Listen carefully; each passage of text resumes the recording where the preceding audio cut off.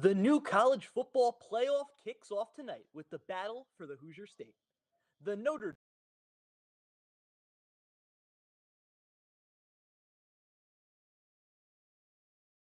podcast as a part of Given 5 Media. We're going to be doing every playoff game, so stay tuned. Make sure to like and subscribe and find everything that you can over on Given 5. Then, an even and heated matchup tonight between two in-state rivals. Which quarterback is going to be the one that takes their team over the line? I think the quarterback matchup's actually pretty evenly matched up. I think it's a pretty even matchup all around. But I'm going to give the slight edge to Curtis Rourke and the Hoosiers. I think that Notre Dame's schedule this year hasn't really prepared them as much, I would say. And I think that comes with being an independent team. And you would know about that being with UMass used to being independent. So Yeah, it's going to be a really well-contested matchup between quarterbacks. Curtis Rourke, maybe the bigger arm. Riley Leonard, maybe just a little bit more dual threat. He's fifth in the out of Power 4 quarterbacks in rushing yards. He's going to look to be able to compound upon that in today's college football playoff game. But the game isn't just won by quarterbacks. There are positions all around the field that are going to need to play their part. Ben, who are the players that are going to need to step up tonight? for the Hoosiers, you're going to look at defensive lineman junior Mikiel Kamara. He has 10 sacks on the season. Only player on the Hoosiers team who is in double-digit sacks and is in the top 15 for sacks in the nation. And then for the Fighting Irish, you're going to look at Xavier Watts, safety. His 5 interceptions on the season, leads the nation. So those two players are going to have to step up big time. And Kamara has over 50 pressures this season for Indiana against teams that blitz. Notre Dame have not been able to really handle the pressure that's come up. Notre Dame have been able to face the music against good teams in the past, but this season they really haven't been given that big of a test yet. Texas A&M was a game. Other than that, it's been pretty smooth sailing. We'll see what happens. We're going to get to the broadcast very shortly. Again, Give 'em 5 Media. We're going to take you to a little break before we get to the stream.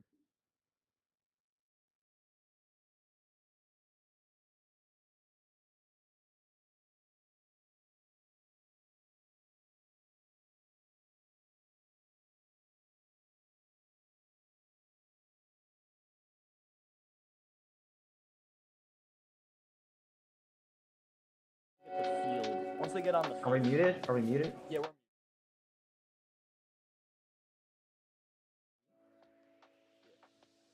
That's dope. Hold up, give me a second. Let me just make sure there's something up in my notes.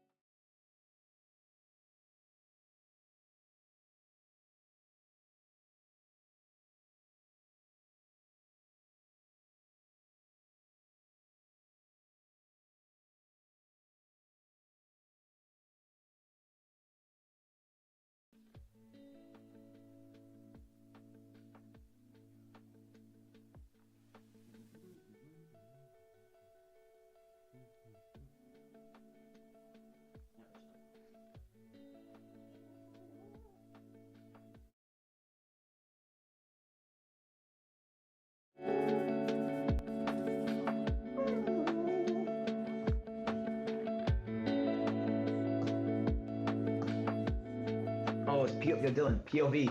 It's 2017.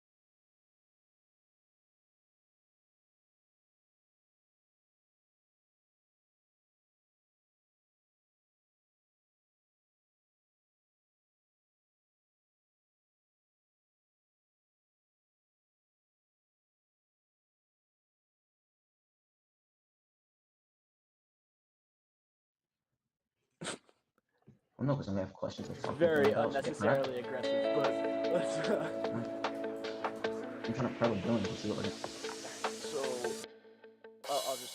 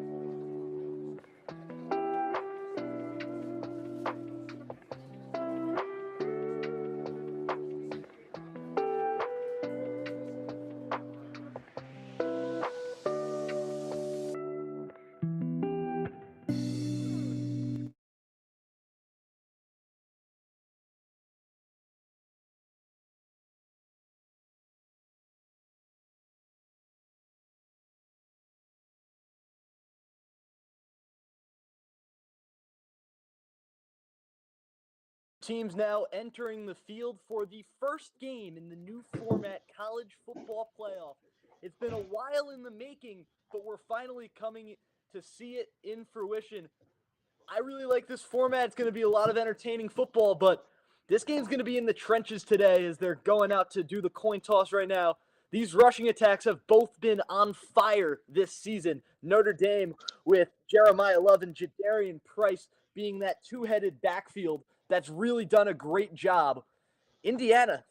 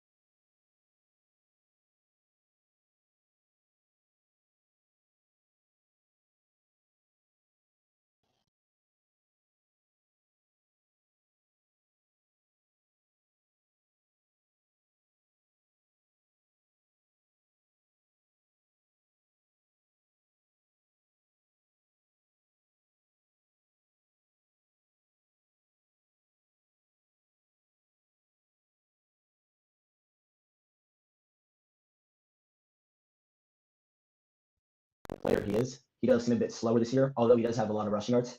He definitely lost some of that speed with the injury. And Marcus Freeman, maybe the reverse James Franklin, has won against his last 6 ranked opponents.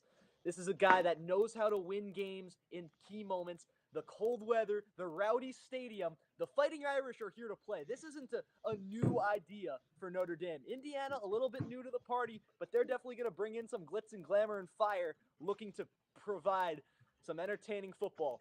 Freezing temperatures, towels rallying around as Notre Dame and Indiana get ready to take the field. This is going to be an enthralling matchup. Really excited to get underway. Indeed it is, and Notre Dame's fans have one thing to be happy about. The Indiana coach is not searching for loopholes. So that's one good sign. And a rowdy atmosphere here in South Bend as Notre Dame are going to kick the ball away to the Hoosiers. Place kicker today for Notre Dame will be Harrison. And here we go, ready to get underway. Or Goins will be the place kicker. Eric Goins, senior from Virginia.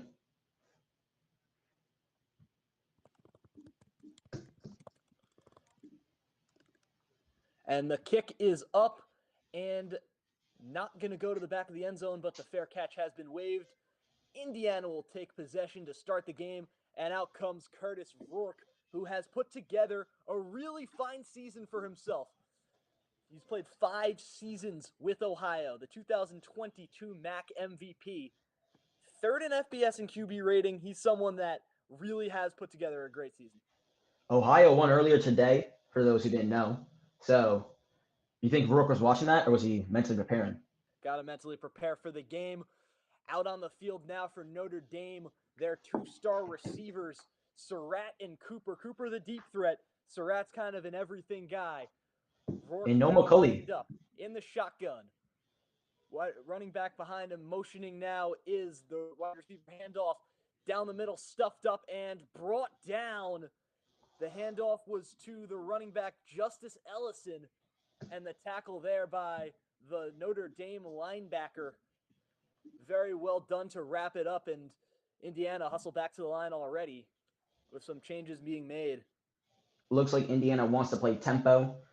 That could work with the Notre Dame offense because it doesn't the Notre Dame defense, as it doesn't let them switch defenders. And if they try to, they can get caught, which could lead to open plays. And Joshua Burnham was the one that wrapped him up there for the tackle. A great linebacker. Rourke steps back. Time in the pocket. He's going to lace this ball down the line. Incomplete to the far sideline. Really well defended there by Leonard Moore, who shadowed him outside. It was incomplete, intended for Cooper, who is that deeper threat. It's going to lead to a 3rd and 13. And if you didn't want to start this game behind the sticks, it's not a good sign for the Indiana Hoosiers. Another bad sign for the Hoosiers is Cooper is looking a bit ginger right now. He's walking off with some pain, not in for this play. Shotgun snap now, 2 to the left, 2 to the right, 1 running back. Indiana look like they're going to be motioning their receiver. They fake the handoff, run pass option, incomplete, a miscommunication between Rourke and Miles Cross in the middle of the field, and Notre Dame's defense starts off on fire. This is the perfect start. Forced to punt, and Notre Dame will get a possession. First, for Al Golden, he's definitely happy with that drive, especially with the fans. You get a lot of the momentum going, especially when you're playing at home. And you can see it's very cold, so maybe that's a factor until the receiver's dropping the ball. Evans out here to punt the ball away, and Notre Dame did a good job to quiet down the first run of that drive. Indiana needed to be able to set the tempo just a little bit better. The punt is away, bouncing, and it takes a little back jump. The hands team for Indiana is going to just rally around it and touch the ball down as Riley Leonard is ready to take the field. He is 10-0 since that shocking loss to Northern Illinois, and he's really responded very well. 29 touchdowns to 4 turnovers. Really, really good stat line for Leonard, who he's taking the field now, and this running attack is going to look to set the tempo. It will be interesting to see if he takes it himself in this game as well, because they may run some options and how that Hoosier defense will respond to it. But you can see already it's very cold there. He's trying to keep himself warm. So we'll see how that factors into it for the QB. Leonard now in the pistol. 2 motion men for Notre Dame. Snap comes to Leonard. He does hand it off to Jeremiah Love, who is stopped in the backfield by the Indiana pressure. The tackle made there by the defensive end, who was able to wrap him up. It was C.J. West, the nose tackle, who actually came out and made the play, leading to a 2nd down behind the sticks. And Indiana's run defense is the best in the nation, as they've let up the least amount of running yards per game. So that will be interesting to see. 2nd snap in a row in the pistol now for Leonard, as Indiana have a 4-3 set with linebackers dropping back. Leonard with time in the pocket. Good protection. That ball's batted up and intercepted by Indiana. The play made by D'Angelo Pons, and they are going to take possession in Notre Dame area. A really big deflection at the line. Wow. That's just... I'm speechless. That's not how you want to start for Notre Dame, especially after that big defensive stop. First read, a great deflection at the line, and D'Angelo Pons comes down with the ball. It was Carpenter who got his hand on it. Notre Dame Flawed start to the game. 2 snaps in the pistol, 1 loss of yardage, 1 interception. And if you wanted to start this game hot on defense for Indiana, you're in the right place. Notre Dame turns the ball over, and already both teams a waste of a possession in the first minute and a half of this game. Rourke now in the shotgun. Let's see who's going to win the defensive battle tonight. Press coverage from Notre Dame as they're sending pressure. The handoff up the middle, tackled by a couple of Notre Dame players. And the handoff was to Ellison. There's a flag out on the field. We'll see what the call from the referee is.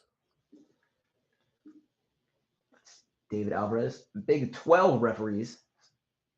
It's a hold on the offense, and they're going to start behind the sticks yet again. First 3 plays to start drives have led to lost yardage.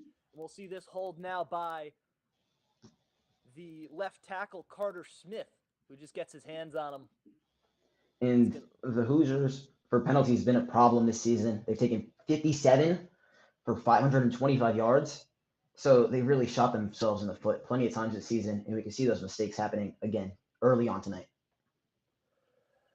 Rourke now, again in this similar shotgun formation, motioning inside, hands the ball off to the back, and he's brought down there. That handoff was to Tyson Lawton, who got just about 3 yards before he was corralled down by the Notre Dame defensive line, leading to a second and around 17. And that is not where you want to start if you're Indiana on this fortuitous second possession. 100%, Dylan. You really got to take advantage of these opportunities, especially in the big games like this one. And I don't remember in Indiana, for them, a main concern of mine was their experience. Because Notre Dame's been in these moments before. Indiana now behind the 50-yard line after that holding penalty, 2nd and 17. Play clock winding down, the handoff to Lawton again, only able to get about 2 or 3 yards, leading to a 3rd down and long. Indiana, their passing offense has been good this year, but Notre Dame's passing defense has been equally good. It's going to be a heavyweight matchup between these two secondaries, wide receivers, quarterback, whatever you want to call it. We're going to see how Rourke is able to adjust and make these plays now for Indiana. They're around the 50-yard line. Heavy set on offense in the shotgun with a fullback in the game. I'm expecting he's going to try and go for the one-on-one man coverage on the right side of the field. Pressure gets to him. He's going to lace the ball downfield, and it is caught by Surratt, and it's going to be a 1st down around the 20-yard line. Great throw and catch by Surratt, who beats his man down the sideline. Rourke just took his chance, and a great grab there to pick up the 1st down. Great catch. Does he come down with it? Ooh, almost. I don't really know. But Rourke no Benjamin over Morrison. the middle, intercepted by Notre Dame, and he's going to be waved down. As it is down wherever you get down. By Yes. contact, or without contact, as Notre Dame is going to take possession of the ball back. An interception by Curtis Rourke. Both teams turning the ball over. That play made there by the safety of Notre Dame, Xavier Watson. That's who you were talking about earlier. His 6th of the season. Maker. Now, Dylan, I have a question for you. Okay? You saw the replay there before where the wide receiver maybe not 100% with the ball. Do you think Indiana rushed it there, which caused that mistake? There could have been that sort of miscommunication between the offense and the coaching staffs, but we're going to take it to a break here. Again, give them 5 Media. Make sure to like and subscribe if you're here. I'm Dylan Shalom here with Ganz. We'll come back when the action resumes.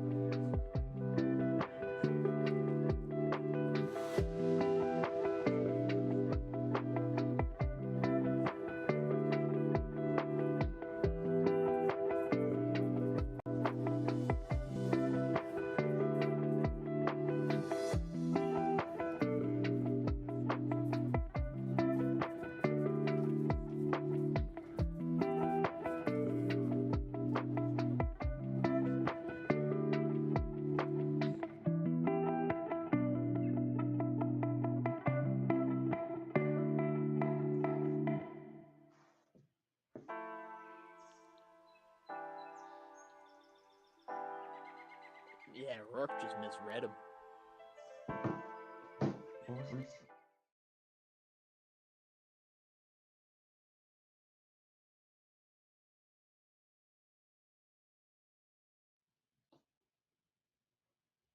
Robbie, get us back.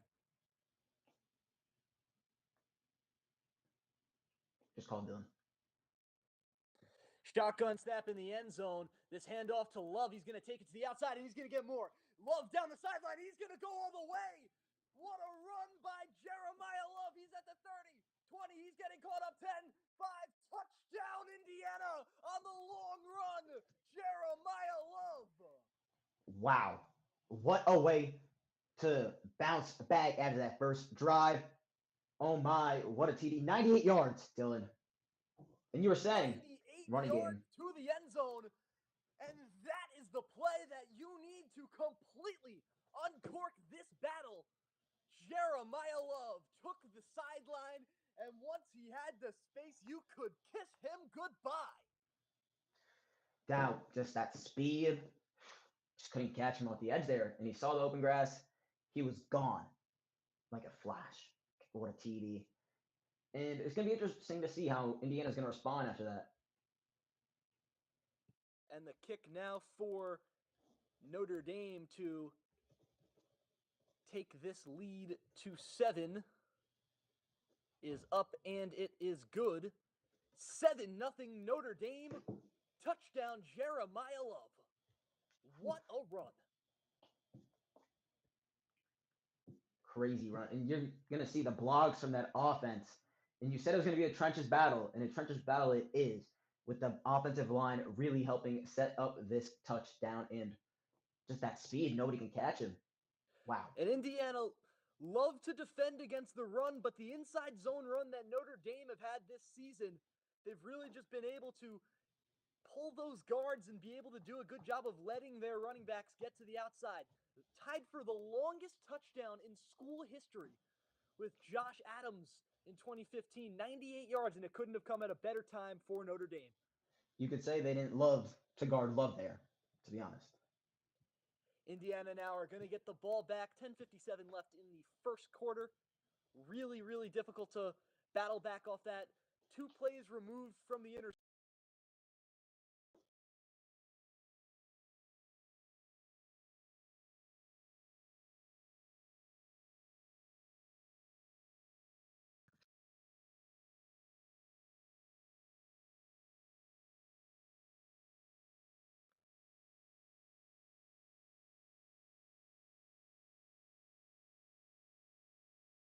Is going to look to take the field back, and if Indiana want to compete with this ground game, they're going to need to start running the ball with a more efficient clock. Lawton not being able to do a good job so far, and when Ellison's run the ball, he's been stopped behind the line every time.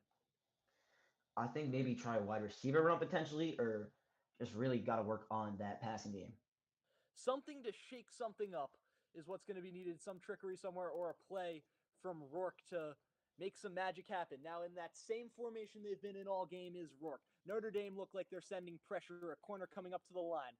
The handoff to the running back behind the line. It is Ellison. He's going to be stuffed behind the line again.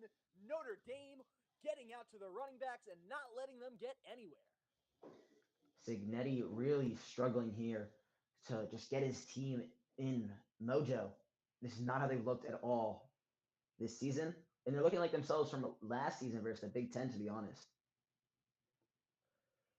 8 wins in the Big Ten for Indiana this season. Ellison still in the backfield, slightly behind Rourke. Same formation, motioning inside now. Fakes the hand, does give the handoff to Ellison. A good play, read option, and he's going to be able to get about 6 or 7 yards, leading to a 3rd down and short. Looking like he lost his footing there. Maybe he could have had the first if he didn't slip, but again, with the weather, it was very rainy they're earlier. They're going to mark it as a 3rd and 2.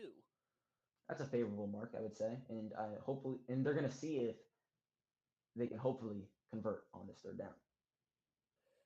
3rd down here. Only 30% of 3rd downs have been converted against Notre Dame this season. It's 6th of FBS schools. Motioning now is the wide receiver cross. Rourke gives the handoff to Lawton. He's going to get the first down, or that is Ellison who gets the handoff. He's going to get the first down, about a 7-yard run. Indiana's going to move the sticks and get their second opportunity here with the ball, or third opportunity here with the ball. And again, a great concept there, pulling guard, zone running scheme. Ellison able to easily get through to the second level. Back with this idea to a trenches battle, Dylan. And I think both teams here, they can use the switching of running backs, and we'll see if that helps. Rourke now, not much of a formation switch now. Fakes the handoff, run pass option, overthrows. Looking for the wide receiver, Elijah Surratt, who made the catch on the last drive. It was just too fast into the hands, nearly intercepted. By the freshman, Leonard Moore. Second down. Imagine if he intercepted that. The crowd would have been buzzing. And Al Golden was hoping. 8:57 left in the first quarter. Again in the shotgun. Indiana have not taken any snaps out of this shotgun as they now formation out into the pistol. One wide receiver to the left, two wide receivers to the right. Snap is taken. Handed off. It is Lawton now. He's going to get in between the numbers and go. He gets the first down and more as Indiana is going to advance up past midway for the first down. It's looking like they forgot about that interception and they're just playing some good backyard football, Dylan. Having fun. And ground and pound. He takes that counter and he's able to get past the midway line. The tackle there by the tracking linebacker for Notre Dame. It was the nickelback Jordan Clark. Again, same formation. Wide receiver stacked, motioning now. Rourke hands the ball off to Ellison, who is stopped. It was Lawton. I'm going to need to start getting that running back right. They keep switching it out. Maybe get a yard, I would say. It's about a yard, but good defense. And when Notre Dame's been able to stack the box, they've done a good job. But when they adjust for the pass, it's not been pretty for Notre Dame's run defense this season. And today is another opportunity for Indiana to lock that out. Lawton's had a couple of long runs. Ellison had one good run as now Indiana advance into Notre Dame territory. 2nd and 9. Snap taken. Handoff faked. Or it is given. So Lawton. The run was about 2 yards to Lawton. Rourke has done a good job with the play fake, faking out the cameraman a couple of times, faking out me a couple of times. It's going to be a 3rd down and long. You see Mike Shanahan here in the booth communicating with his players. Yet another one of the Shanahans looking to make his mark on offensive play calling. Not faking out the defense. Blitz coming from Notre Dame. Rourke takes the snap. He's going to lace this one far side. Incomplete over the head of Surratt. Guarded well by Notre Dame corner. And no first down. Leonard Moore able to be there in coverage. We're going to look at a 4th down inside the 40. Always concern for what's going to happen next. They are going to bring out special teams. Whether that's going to be a punt or a kick, I'm yet to see. What would you do here? Punt. Would you punt here? I would punt here. 4th and 8 early in the game. Momentum in the favor of Notre Dame. You can't let them get any more. Hurlman's going to be the returner. Low snap. Evans punts it away, and it's going to go out of bounds. Almost gets blocked. Good pressure, but we're going to take it to a break before we get back. This is Give 'em 5 Media. We'll be back with the next action.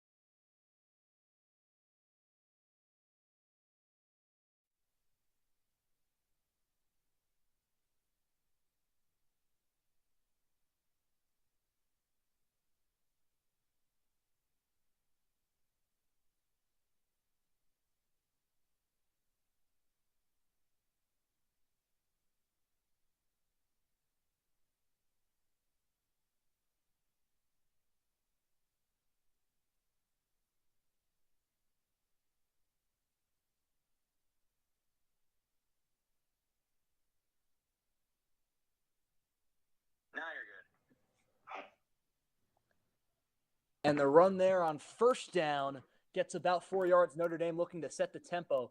But we look at this Notre Dame run attack. Jadarian Price, Jeremiah Love. These are two outstanding backs, and they've done this really well over time. Notre Dame have done a really good job at developing running backs. You look at some of the guys in the NFL. Kyron Williams, Audric Estime, a lot of really good backs that have come from the school. They have, and 2 more right now on their team. And the RPO is dropped.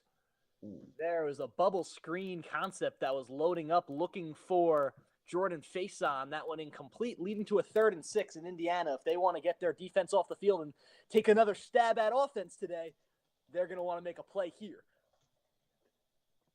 Notre Dame taking some time here, but the clock isn't even running, so clearly some miscommunication with the sideline happening. 2nd most points in school history for Notre Dame today, this season. Averaging about 40 a game. Leonard in the shotgun. Indiana rushing 4. They're dropping back into coverage. Snap taking, quick throw fired outside.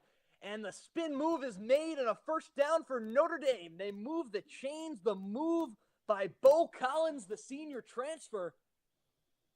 And he was able to isolate the corner and just make a move with his body to pick up the first down. For Indiana, stuff like that is going to cost you, especially after letting up that early touchdown and that costly interception in the red zone. And a really good run there after the catch by Collins, who used the momentum of the catch to take him backwards a little bit. Great spin out of pressure and able to pick up the first down. Leonard in the pistol now. Again, only 4 defensive linemen being brought for Indiana. Leonard gives the handoff to Jadarian Price. He's brought down just behind the line. It's going to be a 2nd down and either 10 or 11. Price with his first touch of the game. I say it seems that they're kind of scared to blitz and bring a lot of people after that first run by Love on that 2nd drive where they scored. Well, Leonard does a good job against man coverage. One of the best quarterbacks against that set. Zone coverage puts him in a little bit more of a bind as we're looking at a 2nd and 10. Again, Indiana playing what looks just to be an offshoot of Tampa 2. Fakes the handoff to Price. Time in the pocket. Really good holding there as Price is going to make the catch, and he's tackled around the 39-yard line. It's going to be a 3rd down and 2 for the Fighting Irish. When you look at possession time, it really seems like Indiana's dominating the game, but the score doesn't reflect that, Dylan, does it? Score does not reflect the possession time, but big plays make big moments, and it's a 3rd down and 2 now. Aiden Fisher with the tackle there. 3rd and Big Ten in tackles. First team all Big Ten for the linebacker who's going to be looking to jump to the league. 4 minutes left in the first. 3rd down and 2. Leonard in shotgun. To the right of him, a running back, a motioning tight end. Blitzing corner, and the run is to Williams, who's going to pick up the first down. It wasn't one of the main 2 tailbacks. First down for Notre Dame. Indiana jumped the blitz, and Leonard was able to adjust to it and saw Williams is going to stay in the game. They're going to keep the same set out there for the 1st down and 10, clock winding down. They're showing big trust in the freshman running back, Williams, right now, as they keep him on the field, like you said. Yet again in the pistol formation now, Leonard. Heavy set to the left, 2 receivers to the right. Williams motions out to the shotgun. Leonard, quick fires out to the tight end. Fumbles the football, picked up by Faison. Are they going to call it incomplete or a fumble is the question. They are going to call it a fumble. I wonder if they're going to review that, though, Dylan, because did he really have possession there fully? He takes 1 step, 2 steps, makes a football move. A great strip there by the Indiana corner. That was Jalen Walker. Just too bad they couldn't come up with that one. Went right to the Notre Dame player. So it worked out for them in the end. And Mitchell Evans was the one who had the fumble. They are going to take a look at it now. We'll see what the referee calls. Looks to be a fumble. They're going to go forward with it as a 2nd and 2. But good job from Riley Leonard to just go through his progression, see who's open and not force anything. Saw the quick check down, picking up a good amount of yards. 2nd down and 2 now. Is Williams still out there? I can't tell. I think he is. And it is Williams out there in the backfield. Snap taken by Leonard. Loads of time in the pocket. Getting pressure now, throws to Williams. The check down, he picks up the first down. And Notre Dame now around Indiana's 45. Looks as if Indiana tried to send a late blitz there, but Riley Leonard called it out way early, and the offensive line was prepared for it, which helped them get more time in the pocket. Current drive has been 4 minutes. Clock winding down in the first quarter, just about 2:50 left. Pistol formation now again. Leonard in the pistol. Now it is the snap given to Love, who's going to get just a couple of yards and get brought down. Looked like it was 2, or it was Jadarian Price who got the handoff. And this offensive line has been able to just set the tone, make sure that their running backs get above the line of scrimmage, and then from there, it'll be what it'll be. But both teams have done a good job rotating the running backs as well, as you've seen. Second down now, shotgun formation, motioning tight end.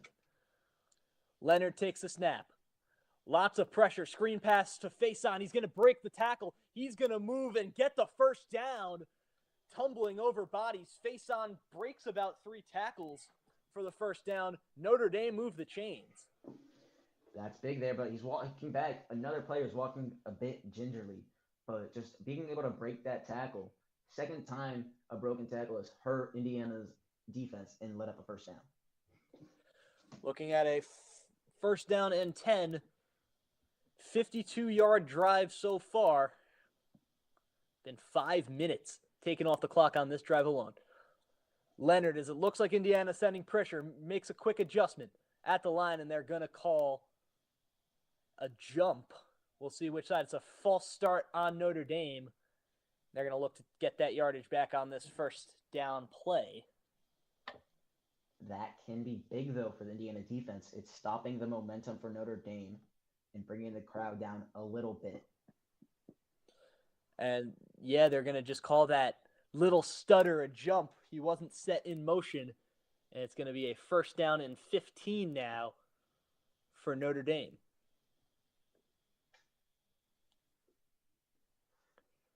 Leonard in the pistol. Open slot receiver if they want to take that quick flat. Motion running back. Leonard takes the snap, hands the ball off to Price. He's going to get outside. He's going to beat the linebacker and get a first down. A great run there by Jadarian Price to mute that 5-yard penalty. Gets out of bounds. Really good play. That outside run, the stretch run, has really been successful for Notre Dame tonight. Second big one earlier, the touchdown from Love. Now his counterpart, Price, getting a big first down. And you just see the pocket there that Leonard would have had. Really good play from the offensive line. And we're going to be looking at a first down in the red zone before we get to the end of the quarter. The handoff given to Price. He's going to battle a couple of guys, as that will likely take it to the end of the first. Notre Dame up 7-0. We're going to be looking at about a 2nd and 8 when we come back. Notre Dame leads this game 7-0 against Indiana at the end of the first. Give him 5 media. We'll come back when the action commences.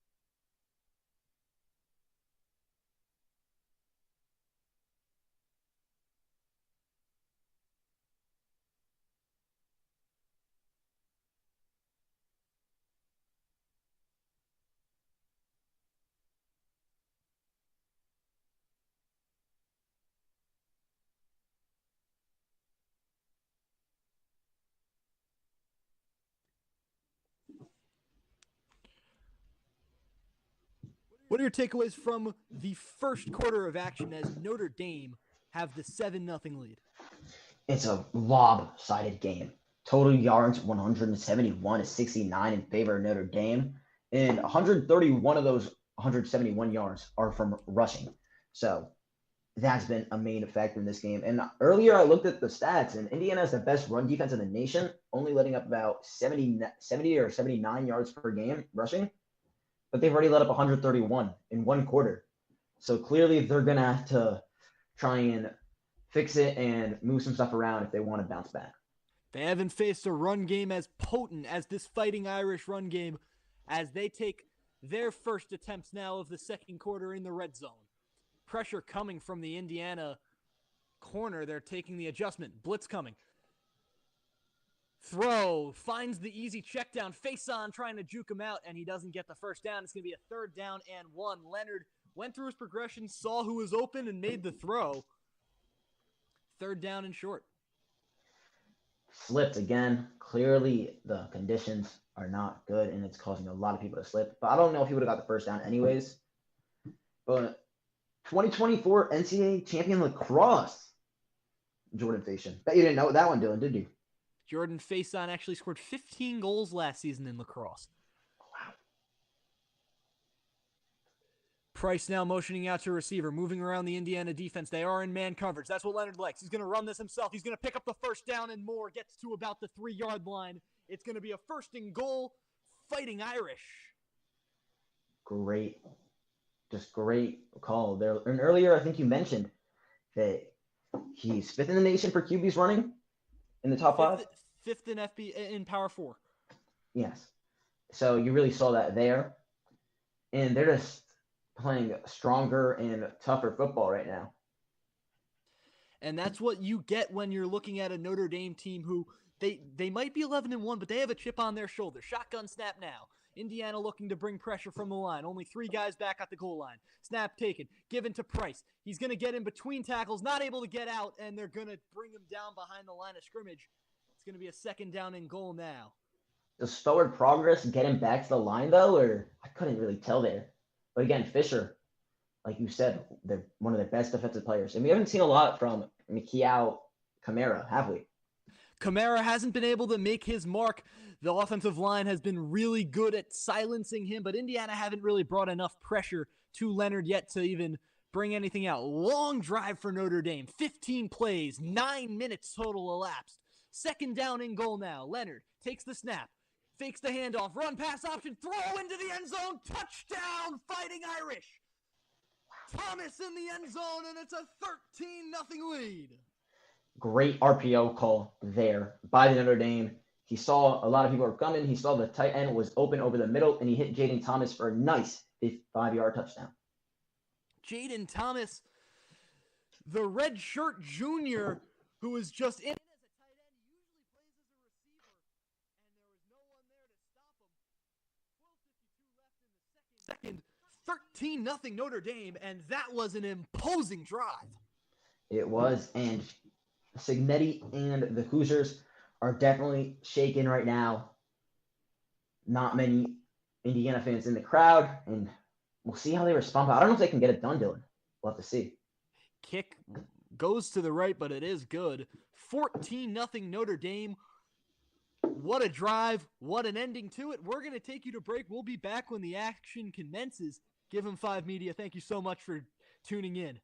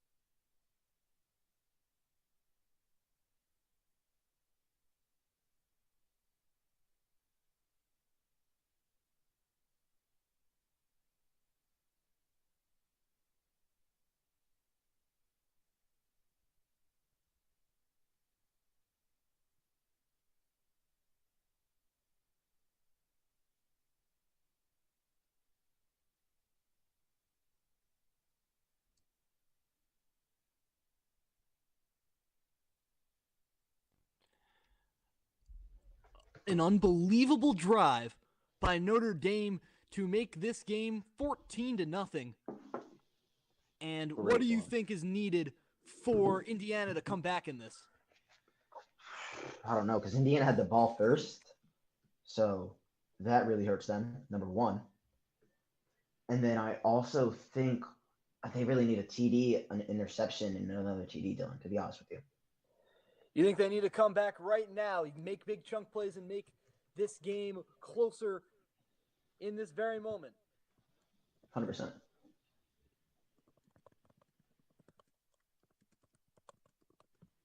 Kickoff is now up. Will Indiana try to take this one out? No, they will not. 12:52 left in the second. Rourke is going to get out on the field again for Indiana, and this is just about as nightmarish as it could have started for them. Yeah, and Indiana's last win at Notre Dame, Dylan, came in 1898. So, just say, luck has not been on their side. That is an absolutely insane stat, Ganz. 1898, the last time Indiana has won at Notre Dame. You're right. I don't even know how to comprehend that, but we're going to see Indiana take a new look. Pistol formation now. They've decided to go out of that same shotgun formation. Ellison motioning. Fix the handoff. Rourke is going to run by himself, wrapped up and tackled by the defensive lineman of Notre Dame. And it's going to be a second down. A great play there by Jack Kaiser. It's the wide linebacker, graduate student. Great play there, 100%. And Curtis Rourke only one completion, one interception. And the completion was arguably a drop, so not living up to the bell right now. At all. Running back motions to the left side of him. Rourke takes the snap. Fakes the handoff. RPO makes the throw complete in the middle of the field there, and it's a first down for Indiana. They're first in a while. That catch there by Keyshawn Williams. But this is what they need, Dylan. Just confidence. And this is the first time these two have played in over 3 decades. So. They definitely do need to set the tone, as it is now a first down. Rourke again in that preferred shotgun formation. Motioning tight end is Horton. Hands the ball off to Ellison to the outside. Gathered, but he's able to get out of it. First down, breaks a couple of tackles, gets past the 50. Indiana moving the chains. Now this is the Hoosier football I've seen all season. And I wonder what they've been talking about on the sideline, to be honest. What's been going through their mind, especially for Rourke, as he's made a couple mistakes already today.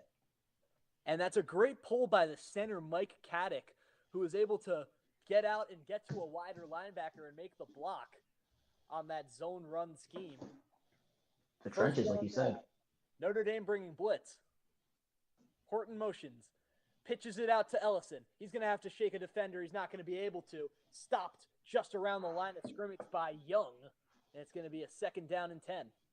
Lucky no face mask call there, though, Dylan, because that kind of looked like he was grabbing his mask a little, but could have been potentially a penalty. We're looking at a second down now, and Notre Dame has just handled the defensive side of the ball perfectly so far. They've got a turnover. They've forced punts. They haven't let Indiana get into the red zone yet. And when they got that turnover, they turned it into points immediately. Rourke takes the snap. Goes through his reads. Pass batted down. They're not going to call a fumble. It's an incomplete pass. As it's going to a third down. Great pressure right there by Notre Dame. And Indiana's they were usually successful on third down as they convert 48% of the time, but tonight it has not been that way for them. And Trey Wadig was holding the Notre Dame rusher who was able to get to him anyway. It was a really good play by Junior Tui Halamaka, who got his hand on it. Third down and 10. And he's brought down behind the line of scrimmage on the run. Lawton couldn't get anywhere. And Indiana's going to have to punt the football yet again. I do not know what is happening with Indiana. They need to make it to halftime without letting up any more points right now, as they just don't seem like they're all on the same page. And Indiana love that zone pulling run scheme. They just haven't been able to beat Notre Dame yet today. Their run defense, outstanding. James Evans on the field again to punt. His last punt was not that good, to be honest. Went out of bounds, low snap, directionally moving, and looks to be similarly bad out of bounds, just in front of the 20-yard line, and that's a punt from around the 50. Notre Dame is going to get the football yet again. Riley Leonard with the touchdown pass last drive. We're going to see what they can do to pile on to Indiana, and it just looks like experience is getting to them right now. Or Indiana may be able to come up with a stop. But we'll be right back after this break. Make sure you guys like, subscribe, check out us on TikTok and Instagram.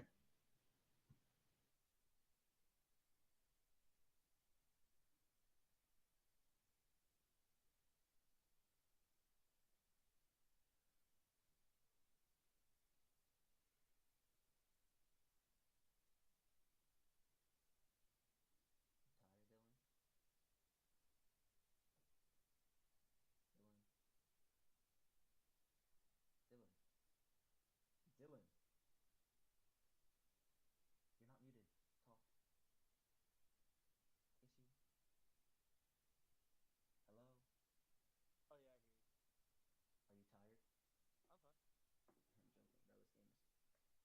crazy.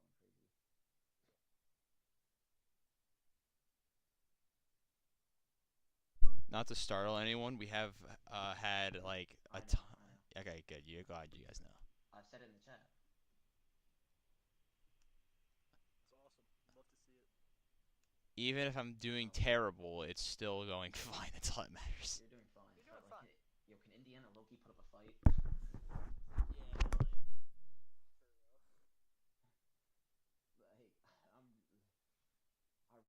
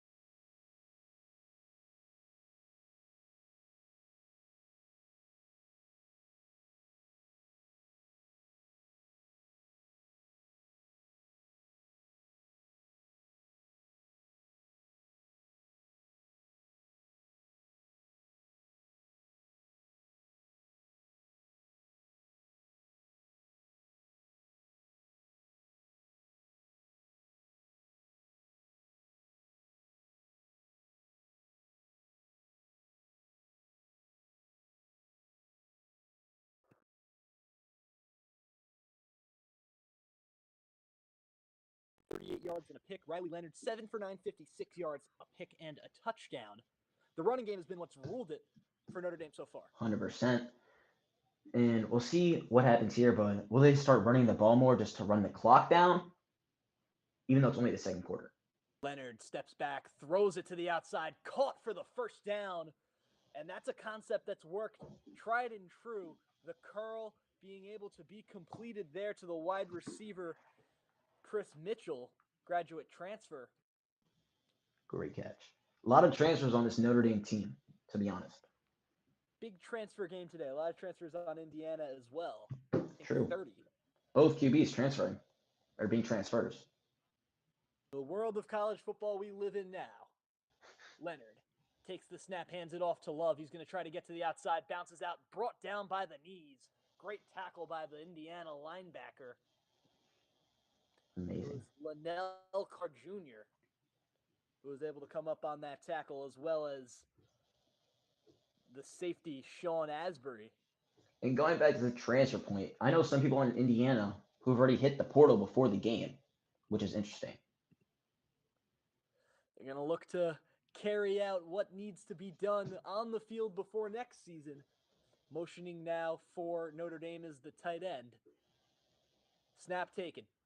Handed off to the outside. Love is behind the line of scrimmage by about 10. Hurdles and is brought down by the Indiana corner. Oh, my. Amari Farrell, the safety, brings down Love in the air, and the outside zone run was not able to get anything as he's brought down with a huge hit. How about the athleticism on this kid? He Wow. cleared him, too. The speed, the hops. 3rd and 16 now. Indiana dropping back corners, safeties around the 40-yard line, 5 yards in front of the line to gain.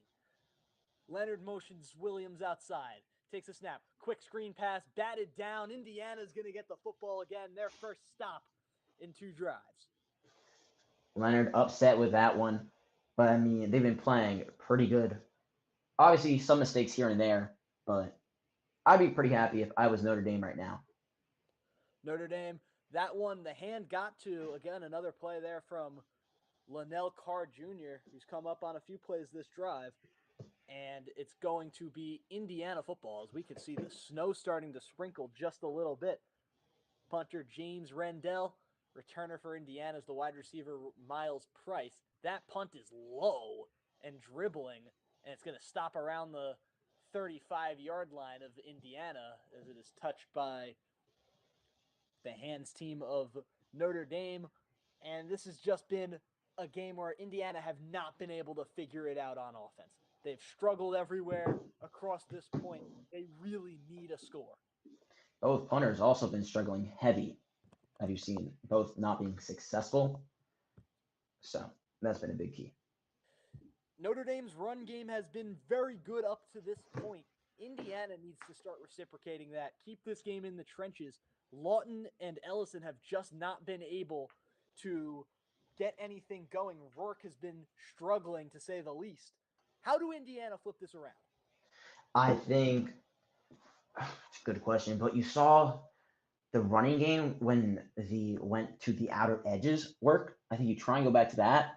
But then I think you also have to take some deep shots. We haven't really seen any. And the one they did take, it was a completion. Or a completion, depending on which way you want to call it. But I think that's the main key for them right now. And they just have to gain composure. Rourke has not been able to hit his guys. He looked deep. He got one deep ball to go. It was completed. Technically, it looked like a drop. The next throw was intercepted around the goal line. It's been a great weekend of football, and the weekend really hasn't even started. Last night we saw Thursday night football. Notre Dame alum Audric Estime got into the end zone, and this run game from Notre Dame making the alums proud. Kyron Williams, Audric Estime, whoever else you want to mention. I have to mention Audric because he went to my alma mater for high school, or for middle school, more accurately. He went to Nyack Middle School. But it's been a good running back weekend as of now for Notre Dame. Indiana now, with the drive of the game, they really need to convert. They do.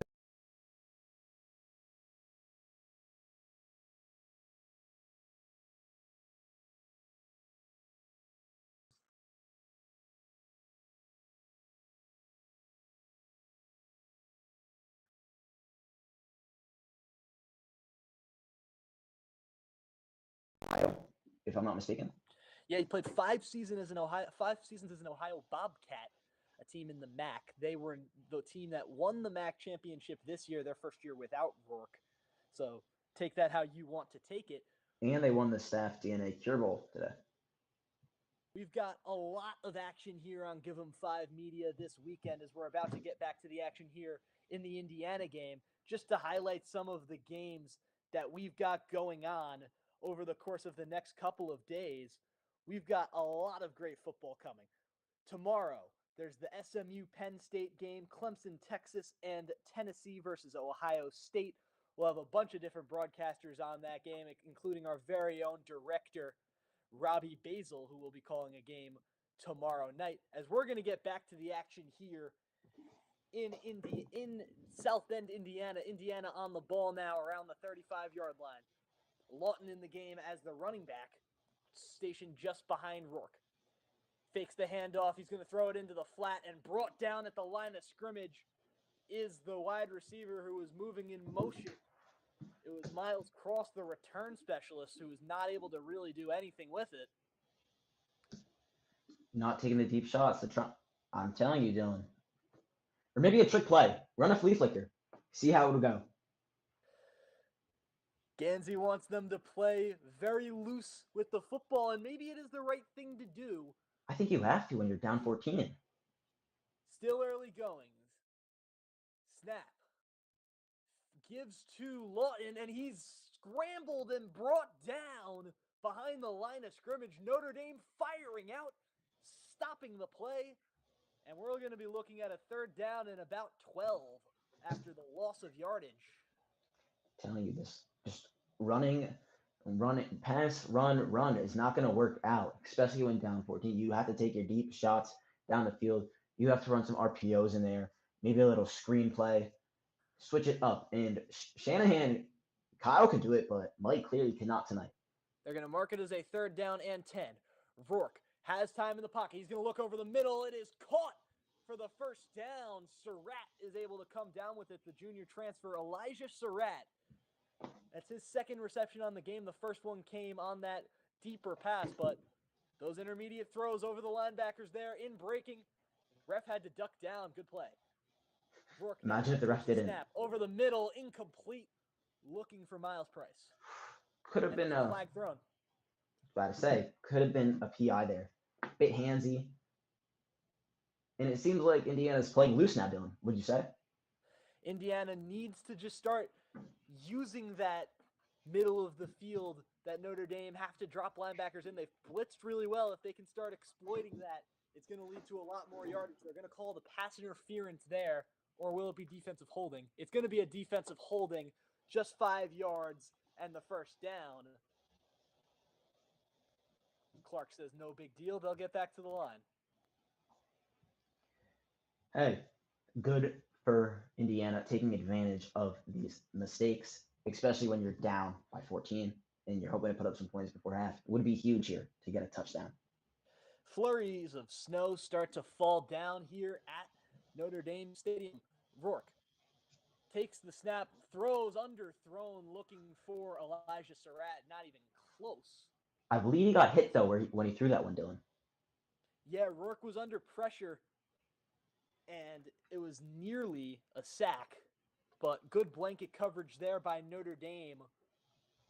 Leonard Moore has been all over Surratt all day as we're looking at a second down and 10. The snow is not sticking, but it's definitely falling here in South Bend. Just like Indiana's hopes of winning this game by the second. And Leonard Moore has stepped up today with no Benjamin Morrison, the star cornerback. Second down snap now. Takes and fakes. Over the middle, caught, and he's going to go for a couple more yards. Finally wrapped up and brought down. It was Miles Price, the slot receiver, on that run pass option, and that's what you need to do. Short intermediate passes. Just jar out those linebackers and take advantage of the middle of the field. Quick snap taken. Throws. Price shimmies out. Able to get around. He gets to the sideline. Gets out of bounds. Miles Price. 2 straight completions. Looks like now they're using fast tempo, but not anymore. And Dylan, I feel like we should be the OC here, to be honest. We said they should have some fun. They're doing good having fun. All I'm going to say. Just a little more pass heavy now as Ellison checks in and they are back in the pistol. Rourke makes a face ready to take the snap. Rourke hands it off to Ellison and he is stopped behind the line by the Notre Dame defense. Really good play to break in between the guards and make the tackle. It was the downhill running safety Jaden Osbury, who's kind of been playing as a rover all season.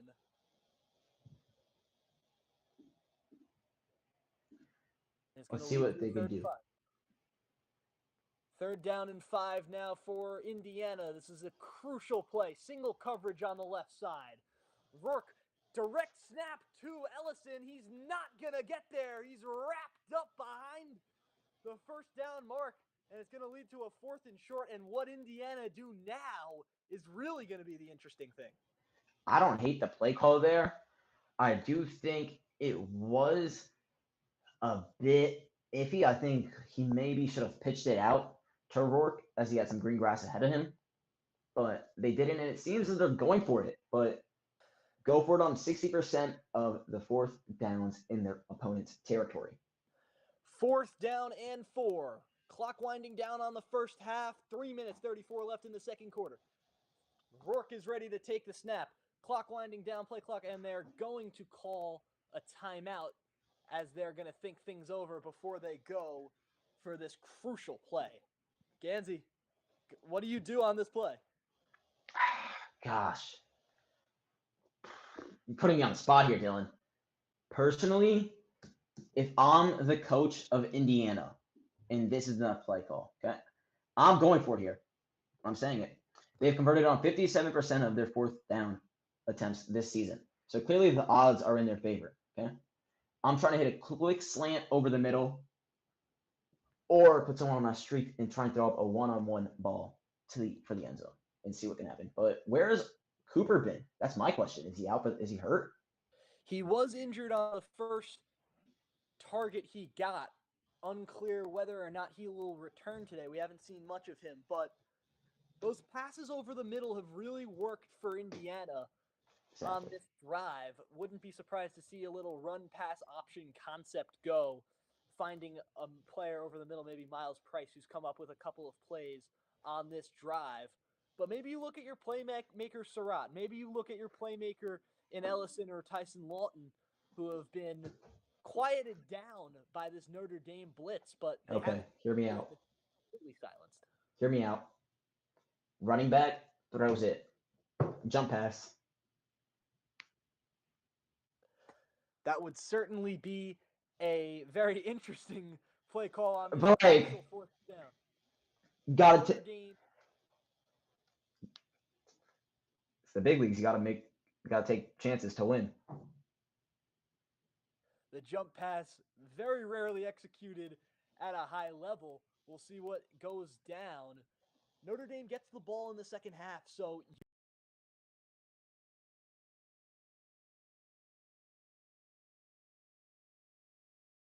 but they've been up to a crackly start, I would say, this first half. So they're gonna see if they can patch it up here, and hopefully hopefully for them they could do it here. Hopefully Notre Dame they can get a stop here. It'll be interesting though to see what the play call is. But the Shanahans are a tricky bunch, and they like to run their trick plays. So I think possibly they may pull out something and go for it. We are back here and ready to go as they have brought out the kicking team. Rourke is out on the sideline. Notre Dame looking ready to just get the ball back. Indiana looking to get some points on the board. They've been trailing all game. Yes. At first. And it seems it's been that way similarly. Oh, no, it hasn't been that way for the first half for the other games. So. Radicic is going to take the kick now to just put some points on the board. 10 for 11 in his career. 34-yard line should be pretty automatic. Hey, don't broadcast or jinx it. Who knows? The snap is good. The hold is good. The kick is up the middle. Indiana get their points on the board. It is a 14-3 lead for Notre Dame. 3 minutes, 26 seconds left in the first half. Notre Dame received the second half kickoff. So keep that in mind with this drive now. Do they want to take the clock down? But we will take you to a break. We'll be back when the action resumes.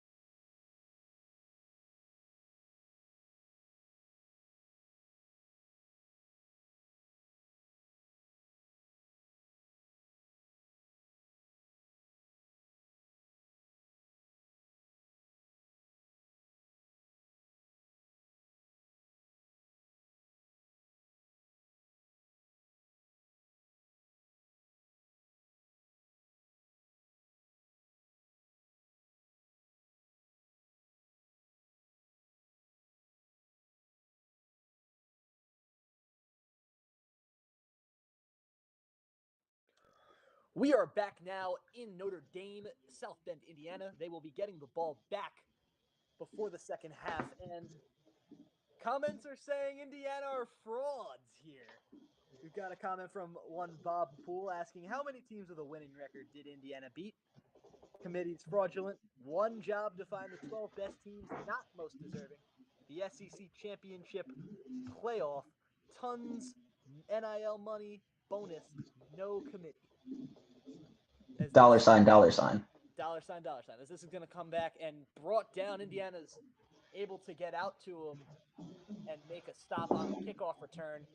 If you're Notre Dame, you want to just wind this down to the half and get the ball in the second half. You don't want to force anything, force a turnover, let Indiana get any possession. But to answer the question from Bob, I believe it is 2 with the Michigan Wolverines and the Ohio State Buckeyes would be the 2 teams. They played Michigan State as well. I don't know what their record They would. is. Well, are we considering 6-6 a winning record? That's even. Even Because they have a couple of winning those. record. So we now have Leonard in the shotgun. They do look like they're going to be throwing the ball on their first attempt. The spin by Kamara is held out. Really good blocking. Leonard's going to get to the outside and get hands. a couple of yards. I saw hands to the face there, Dylan. Did you see it too? I didn't see the hands to the face. Leonard able to scramble out and get just a few yards, but Kamara was held out well by the offensive line. By hold, I really more mean blocked. I saw some hands to the face on again towards 1 second towards I believe one of the defensive linemen on Indiana, but clearly a no call. Second down and 7. Pistol formation. Motioning in is the tight end. Fakes the handoff, run pass option. He's not going to run or pass. He's going to run himself. Get about 2 yards, leading to a crucial now 3rd down if you don't want Indiana to get the ball back before the second half. A stop here for the Hoosiers and a quick score would be humongous, Dylan.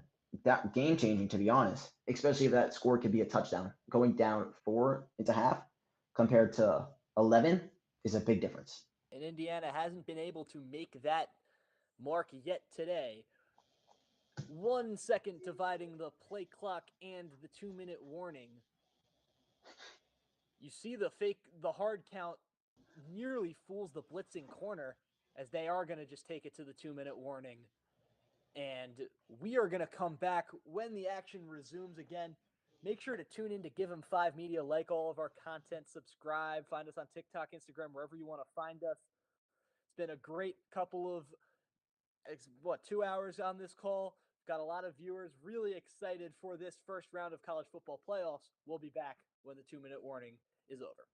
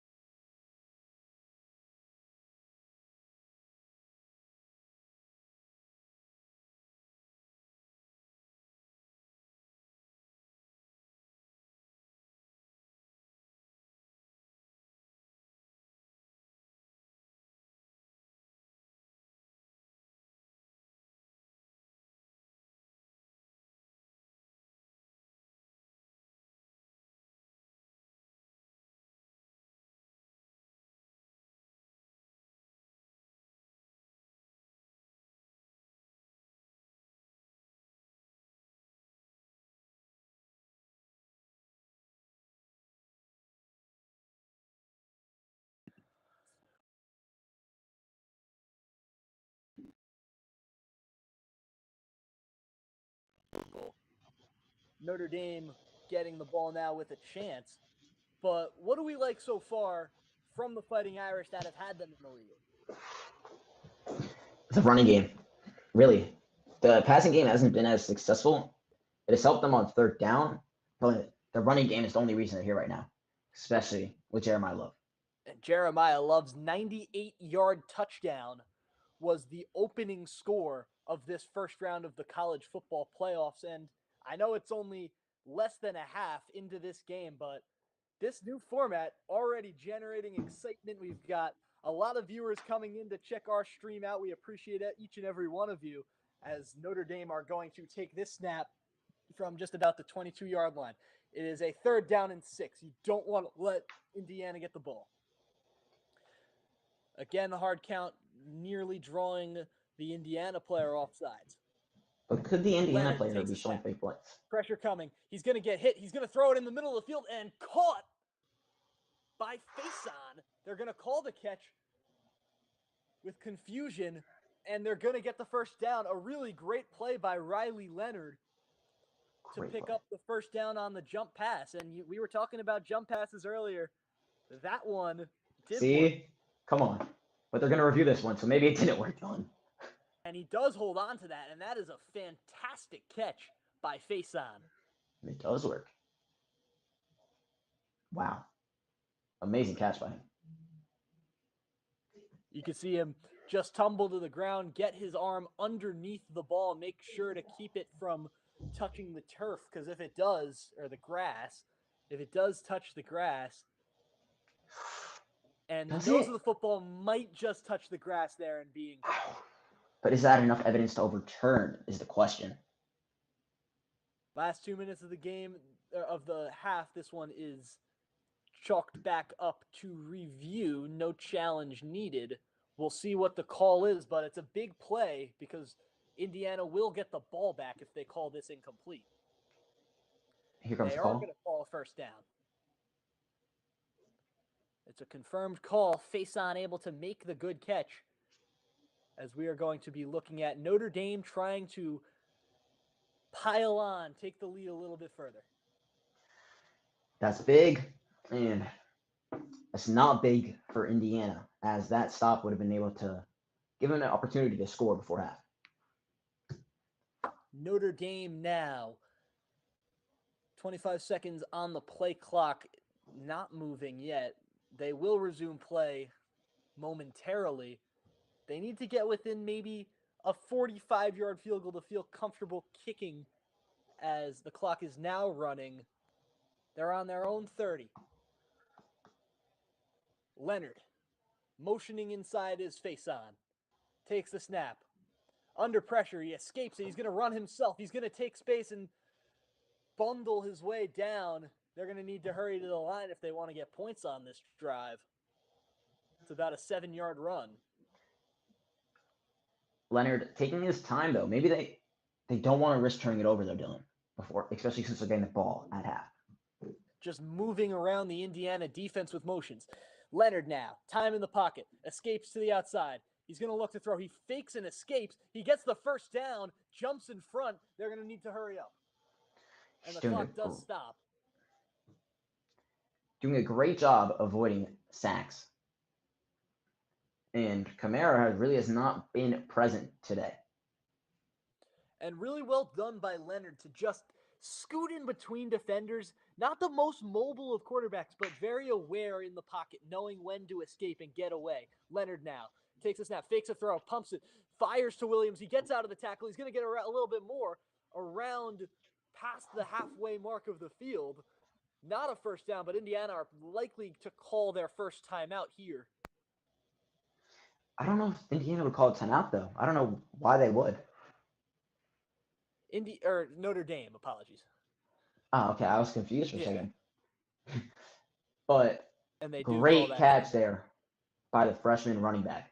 Great catch, not letting the ball hit the floor. Amazing. And good job to adjust to it as they meet on the field before this second down. We'll look at the college football playoff as a whole. Clemson versus Texas tomorrow. We've got Ethan Bonner and Owen Heffron on that call. We've got Tennessee, Ohio State tomorrow night. Who's on that one? I believe on that call we have, if I'm not mistaken, Robbie and Chase. Robbie and Chase are on that call. Our fantastic director, Robbie Basil, getting on the air. We've got SMU, Penn State as well tomorrow. Loaded action here for Give 'em 5 Media as we're looking at this 2nd and 1 as Notre Dame is going to get a chance to get some points on the board. The field goal target line is around the 35-yard line. They're going to want to get there. 2 timeouts, 42 seconds left on the clock. 2nd down and 1. But he's taking his Snap time. taken. Leonard's going to throw this one downfield, firing nearly for face-on. Incomplete, leads to a 3rd and 1, and I like taking that risk there. I do, especially with the 3rd and 1, because you could still get the 1st down easily on the on 3rd down. So you get to use that 2nd down to take the shot, and hey, maybe you got a penalty there, maybe you got a completion. Who knows? And the game tomorrow at noon between SMU and Penn State will be Jacob Kaplan and again Robbie Basil on the call. We're going to have Leonard in the pistol now with Williams behind him motioning inside as the tight end. Indiana look to bring pressure. Blocking tight end. He's going to get the ball in the middle of the field. Williams breaks a couple tackles. He's going to get to the field goal target line. They're going to likely let the clock stop and get to the line as they can and call a timeout later. They are going to do that. I don't know, Dylan. Maybe a bit behind the target line by like an inch or two. A yard maybe. Leonard takes the snap. Under pressure. Finds the quick throw. He's just going to fire it into the ground. Good coverage looking for Williams. And it's going to be a 2nd down and 10. And yes, it was. They still have a bit more to go to get into field goal range. So do you just run it here? What would you do, Dylan? I think you run the ball or throw a quick pass. You don't want the clock to stop too much because you don't want Indiana to get the ball back with 2 timeouts. That is true. But Love is on the sideline still. Jeremiah Love, after the 98-yard touchdown, really not much doing for him. 5 receivers set, 1 running back motioned outside. It is Graham moving inside. Now we've got the snap taken. Leonard under pressure throws it in the middle of the field, nearly intercepted. Nobody really there as he's shaking as he's getting up. And the tight end motioning was not Graham, rather it was Mitchell Evans. And it seems as if the Hoosiers may have found a way to get to the quarterback, and that's by sending their whole defense, basically.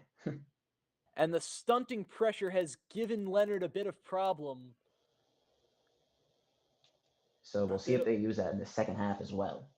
Leonard with his hands in his pockets. Cold night in South Bend. Very, very cold. They've reset the play clock. Just a yard short of the target line, but if push comes to shove, you have to assume they will send Mitch Jeter out to kick. Who's been a bit iffy in the past. 3rd down and 10. Evans motioning. Leonard getting away. Screen pass to Williams. He shakes a defender. He's going to get past the target line and get tackled in bounds. They're going to have to call their timeout, but they're going to take the timeout right away. They're not going to let the clock wind down to the last couple of seconds, giving Indiana potentially a return. Interesting decision. Especially with the fact that Mitch Jeter is a 50% field goal kicker. So, miss one here, you're letting them take a deep shot, maybe try and just get a Hail Mary, a prayer. And Jeter is going to get out to kick this field goal, but a 13-4 or a 14-3 first half so far. 10 seconds left. This field goal with a chance to make it a 14-point game. Indiana looked like they really were setting up to come in after the early interception with a great performance, and it just has not built up to what they've expected. Jeter now making his way out onto the field. Could it be the coaching difference, though, that has led to this outcome? Potentially could be coaching, but also just stature and knowing the moment.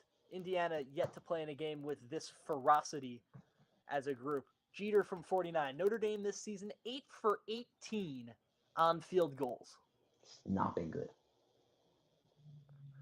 On the right hash, he's going to get ready to kick Indiana. Nobody back to return. Jeter's kick is up and barely good. It looked like it was going to fly right. It does curve into the middle. 7 seconds left on the clock in the first half. It is a 17-3 Notre Dame lead. Notre Dame is hyped. I think Marcus Freeman's heart dropped for a second there. It Along just with looked like it was all going to go Notre Dame wide fans. right. The wind blew it inside, and the kick was good.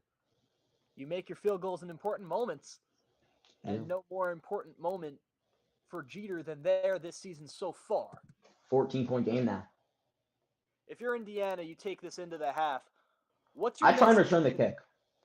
No, you do return the kick, but what's your message going to the team knowing you're most likely down 14 points? It's just 2 touchdowns. If you think about it. It is only 2 touchdowns. Notre Dame will receive the second half kickoff.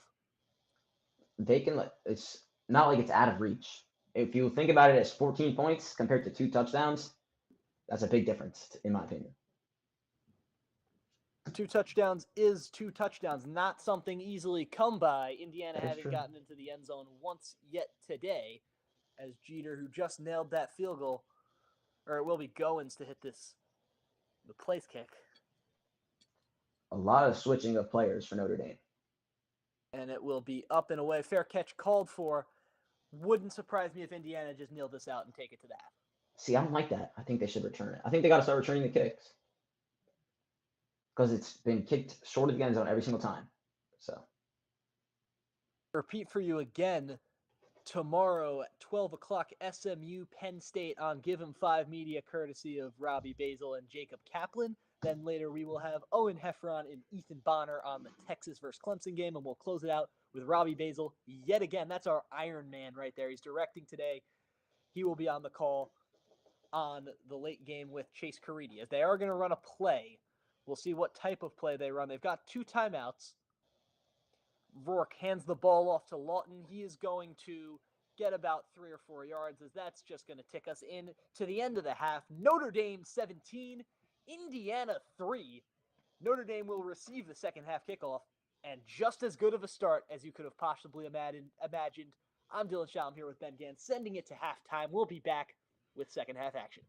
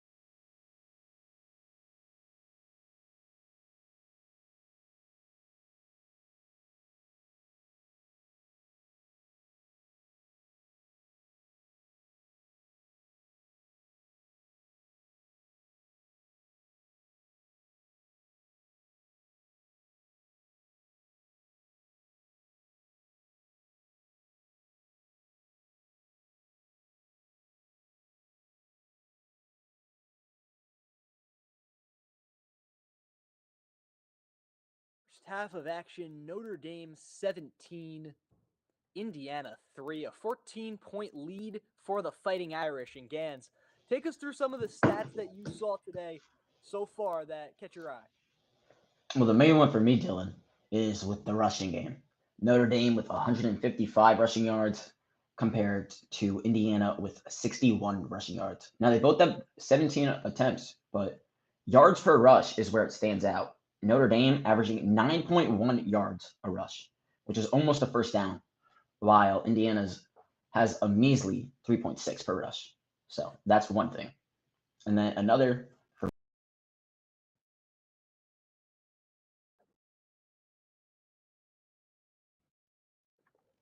as Notre Dame has completed 11 of their passes, while Indiana has only completed 6. Rourke has struggled so far. Indiana just have not been able to find their footing offensively. Notre Dame have had such a great and potent run attack. A lot of that averaging can be chalked up to the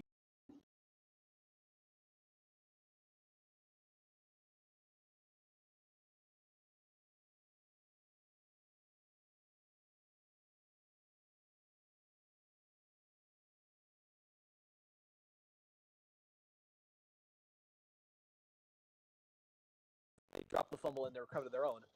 And then each quarterback threw an interception. But let's talk a little bit about the games coming up. We've got Clemson and Texas tomorrow at 4 o'clock.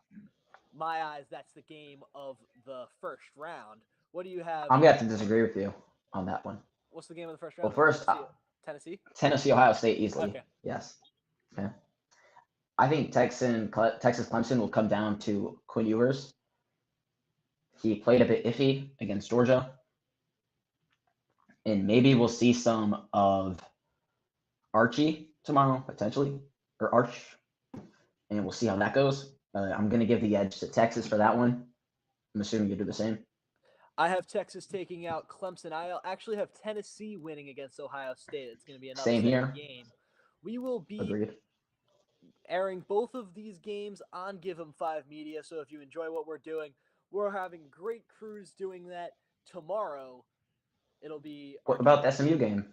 the SMU Penn State game as well, 2-11-2 teams. I think we both have Penn State taking that one. Not to throw off SMU a little bit. I feel like it's just The disrespect. pretty fair assumption to make. I think yes, but also I think that game will be better than the Clemson game. Really? You think that's a more closely contested game than Clemson versus Texas? I do think so. Texas is one of the best teams in the country, but I do Look, I'm gonna agree with Bob's point earlier. Okay, like Clemson really only got in because like they won the championship in the ACC. Well, that's what you have to do now. Yes, but they weren't. I would say they're better teams. This should be in over them, but they're in different conferences. They won a Power 4 title. You make the championship like that. Yes, but doesn't mean they're still better than the other teams who didn't win. So are you saying they're better than Texas? I'm not. I think Texas is going to win, but I think it takes a lot of talent to win a Power 4 title. I wouldn't call them out and say they don't deserve to be in the playoff. Well, I'm not saying they don't deserve to be in the playoffs. I'm just saying they got lucky per se. I wouldn't say they won their conference title. I mean, they only made it though. They only made it though because Syracuse beat Miami. If Syracuse did beat Miami, and I'm sure Clemson did Look, beat Syracuse earlier in the season. Clemson won their games. They earned it at the end of the day. That's fair. It's a really talented team. And Cade Klubnik, who really doesn't get his credit, is one of the better quarterbacks in Power 4. Okay, we can go on this for a while. If you want to see more arguments like this, check out the Crosshair podcast, and we'll be right back after this break.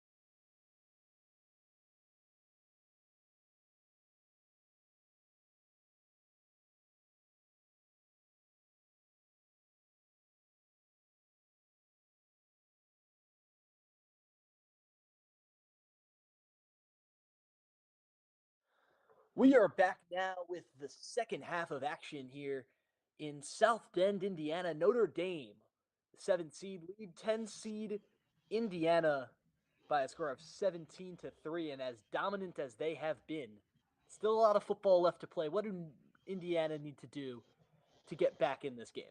They need to get the third down stops, number one. On offense, they need to play smarter and just more consistent, as they've been very inconsistent, and the play calling needs to step it up. I can't, to be honest. The play calling has been their main downfall this game, but we'll see what they can do. And Notre Dame just needs to keep playing how they're playing. And the two touchdowns of the two starting running backs of Indiana, Lawton and Ellison, have combined for 22 touchdowns this season. None of them gotten in the end zone yet, as Indiana are kicking off for the second half. The first fielded kickoff by Notre Dame is going to be fielded. It's a switch reverse play. Faishan's going to try to get out. He gets past the 20-yard line. Gets past the 30-yard line. He's going to take space. He gets past the 40. He's going to reverse inside. 50-yard line. Brought down. A great play there on the return by the wide receiver, Faishan. And the trick play gets Notre Dame into a fighting position right away. See? Trick plays work. And it's Very. reverse upfield. Yeah. And he gets up to the 50-yard line. He just had to shake the one defender on the return squad. Caught him by the shoestring. He wasn't able to make the tackle around midfield already. This is not what Indiana wanted. The second half. Leonard in the pistol.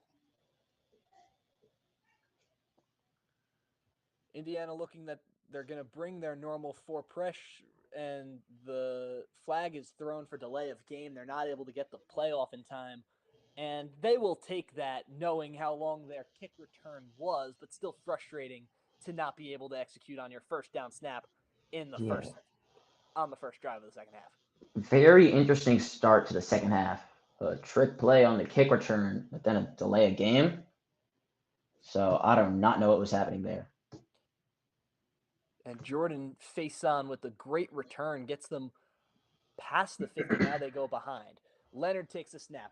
Kamara gets the pressure to go, but he throws the dump off to Love, who's going to be brought down just around the 45-yard line. A good play by Jeremiah Love to just find where his quarterback was looking, quick check down, and pick up just about 7 yards for Notre Dame.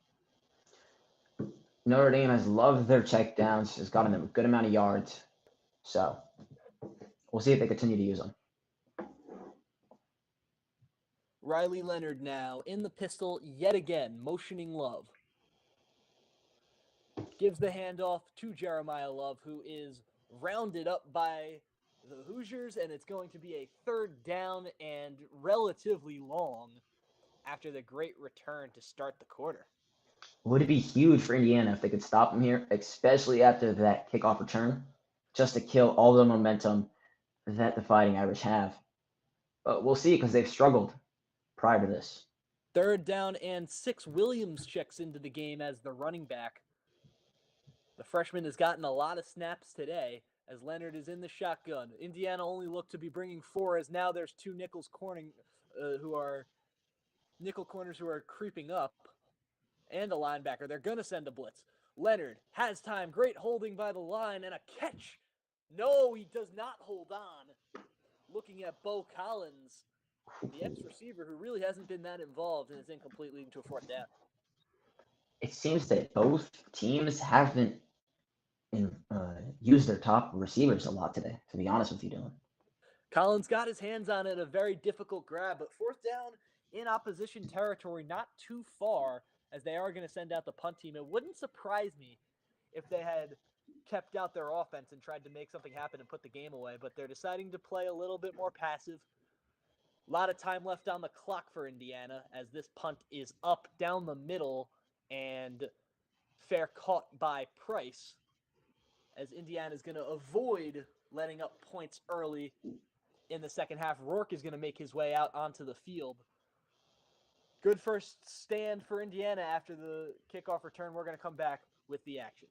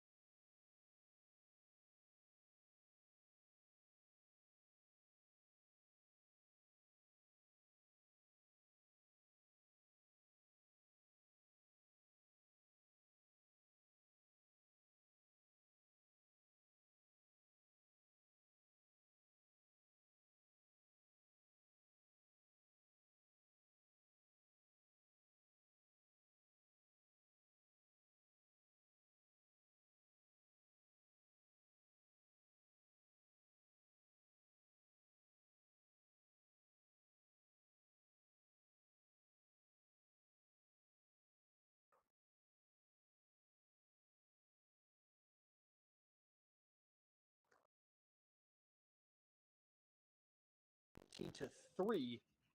Indiana with the ball back. It is a Notre Dame lead. And Indiana with their first possession of the second half now after fielding that punt within their 20-yard line. What does the offense need to do to get back into this game? And I know I've asked it a couple of times now. They just haven't been able to figure it out.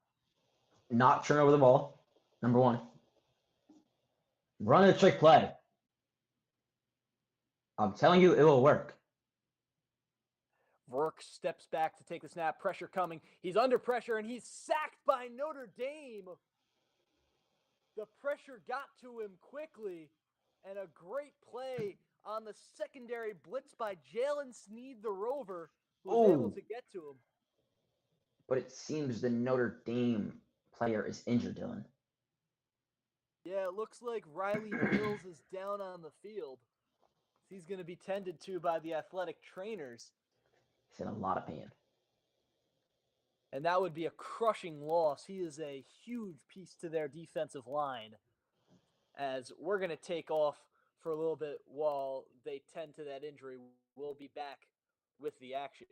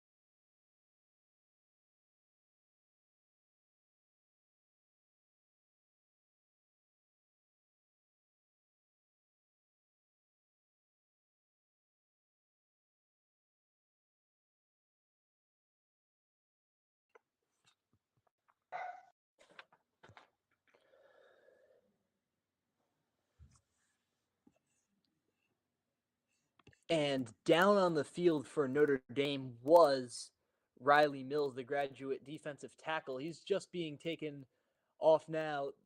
The Indiana offense getting back out onto the field. A good run stop early on from Notre Dame's defense. They've been able to get out to them. Interestingly, because on paper, Indiana's rushing attack should outnumber what Notre Dame's been able to do defensively, and it was a sack on that last play. It should, Dylan, indeed. So we'll see what they do here. Wonder if they go for a big gain. 2nd down and 18. Rourke adjusting at the line. Notre Dame looking like they're bringing pressure. Their safety, Xavier Watts, looks like he's coming back. Now he's going forward. Now he's going back. The handoff to Ellis into the outside. Flag down on the field. Stiff arm not going to work. Brings down. It looks like it could be an illegal motion based on the pistol snap. Agreed. With the referee's call. But a holding could even make it worse, depending on the spot. But it would be likely that that Notre Dame just take it as it is and lead to a 3rd down and 17. Agreed. It's going to be an offsides on the defense, so Indiana will take a couple of yards forward. And run 2nd down again. I really think they should go for a pass here, though, Dylan. And the jump was by Notre Dame's Viper Burnham, who just got caught out. Pointing as if the guy moved on Indiana when he was as still as a statue. 4 penalties today for Notre Dame. 2nd down and 13. Rourke takes the snap, fakes the handoff, pitches it back to Price, who's going to take the reverse. Switch field. He's going to be grabbed and brought down, and the trick play is not successful. It's a 3rd down and 12. This defense has gotten out to everything. Another good play there. Burnham making up for the lost yardage. I mean, they still got some positive yards, so they'll take what they can get, but they really need a big gain here. 3rd down and 11, and you just wish that they got a few more yards to make this a little bit more manageable. 3 for 7 on 3rd down today. They've got 11 yards to go. A lot of receivers lined up on the right side of the field. It is trips. 6 seconds left on the play clock. Rourke takes the snap. 4 rushing. He gets to the quarterback, and he brings him down. The rush by the edge rusher, Bryce Young, the freshman, not to be confused with the Carolina Panthers quarterback, Bryce Young. A great play to beat the offensive tackle, and the speed gets to him. 2 sacks on this drive for the Notre Dame defensive line. Rourke couldn't handle it, and they're going to have to punt again. Horrible, just horrible blocking by the offensive line right there. Just let him go right by in the freshman, showing why he's playing in these big moments with that big play and hyping up the crowd Young afterwards. just burns Trey Wadig as this punt goes. Best punt of the day for Evans, fielded, and he's going to take it up the middle, and chopped down is the return specialist for Notre Dame. That was Max Hurlman. We're going to keep it here as Notre Dame get the ball enough going into this next drive. You just wonder, how many scores do they need to put it away, or is it even already put away? I mean, they just need a pick 6, I guess. Or just a turnover. They need something. I don't know exactly, but they need something big and now, or else they will be done for. Notre Dame now looking to keep taking clock down. They had a 9-minute touchdown drive earlier today. Motioning in is the receiver as the handoff is given to the Notre Dame running back. That was Jadarian Price getting 3 yards there, and just controlling the clock with good field position. You have really nothing to worry about. I think you run the ball again here and then see where you're at for 3rd down. I 100% agree with you, Dylan. Just let the clock run. And Marcus Freeman just agreed to the 4-year contract extension. So Notre Dame fans are definitely happy about that one. Price motions to the right side. Leonard's not going to agree with us. He's going to scramble on his own, finds the receiver face on, who's going to pick up the 1st down. He has been immense in these improvisation plays. Faison gets a 1st down. Notre Dame moved the chains, and they're only a couple plays away from the red zone now. Missed tackles is the biggest key that's cost Indiana this game, to be honest. And Riley Leonard has done a great job of getting out of the pocket, and Faison's been the guy who's come back to him and made the plays. But with those missed tackles, it's just they have to make a tackle if they want to win the game, or even have a chance, I must say. 1st down and 10. The handoff to Price. He's going to get 9 yards, brought down, carrying it just through the tackles. And again, Indiana struggling to bring down the physical backs of Notre Dame. Yeah, this game's really one-sided now. Just Indiana couldn't do anything when they had the ball, and Notre Dame's just running the ball down their throats. As we look, Marcus Freeman, 11 ranked wins, looking to add a 12th. 2nd down and 1. 9 minutes left in the 3rd quarter. High snap fielded by Leonard. He's going to get out of the pressure, and it is caught after a potential drop. They rule a catch, and it was the tight end Eli Raridon who was able to get the grab. And again, Leonard being able to make these throws while dealing with pressure. A great catch by Raridon to hold on to it. Yeah, wait up. he had it and then he almost dropped it, but he's preventing those self-inflicting wounds that hurt him earlier in the season. And that's going to take Riley Leonard over 100 yards passing today. Another high snap, handed off to Price. He's brought down 2 yards gained. That tackle there by a couple of Indiana secondary players who sent pressure. And again, just controlling the clock. Notre Dame in firm control of this game. No need to do anything to endanger that. As you see Jeremiah Love on the sideline. Jadarian Price also a really, really good back for this Notre Dame team. Indeed, Dylan. Against USC, 12 rushes, 111 yards, averaging 9.3 a carry with 1 touchdown. Looking to get another one right here on this drive. Snap taken by Leonard. He's under pressure, and he's going to be sacked. Indiana with a huge play there. It's Carpenter, the defensive tackle, able to get to him and force a longer third down. And if there was any play where you needed to get a sack, it was right there. James Carpenter, the redshirt senior transfer. And we've got a 3rd and 14 on our hands. Could be big here as a stop, but they've struggled with the third downs prevention on defense Indiana so far. So we'll see what happens here. Pressure coming from Indiana. They look like they're blitzing linebackers. They are. Couple of stunts. Leonard under pressure. Spins out of the traffic. He's going to try to get this ball away, and he's just going to be patted out of bounds. The flag flies. Notre Dame are going to get a first down for unnecessary roughness on the sideline, and those are penalties you have to avoid. Self-inflicted wounds, Dylan. Just can't be happening there. You can get the ball back, but no, you take a unnecessary roughness, and now Notre Dame has a new set of downs, and it's looking great for them.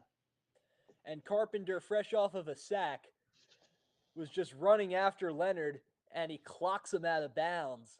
And that's going to lead to a first down for Notre Dame.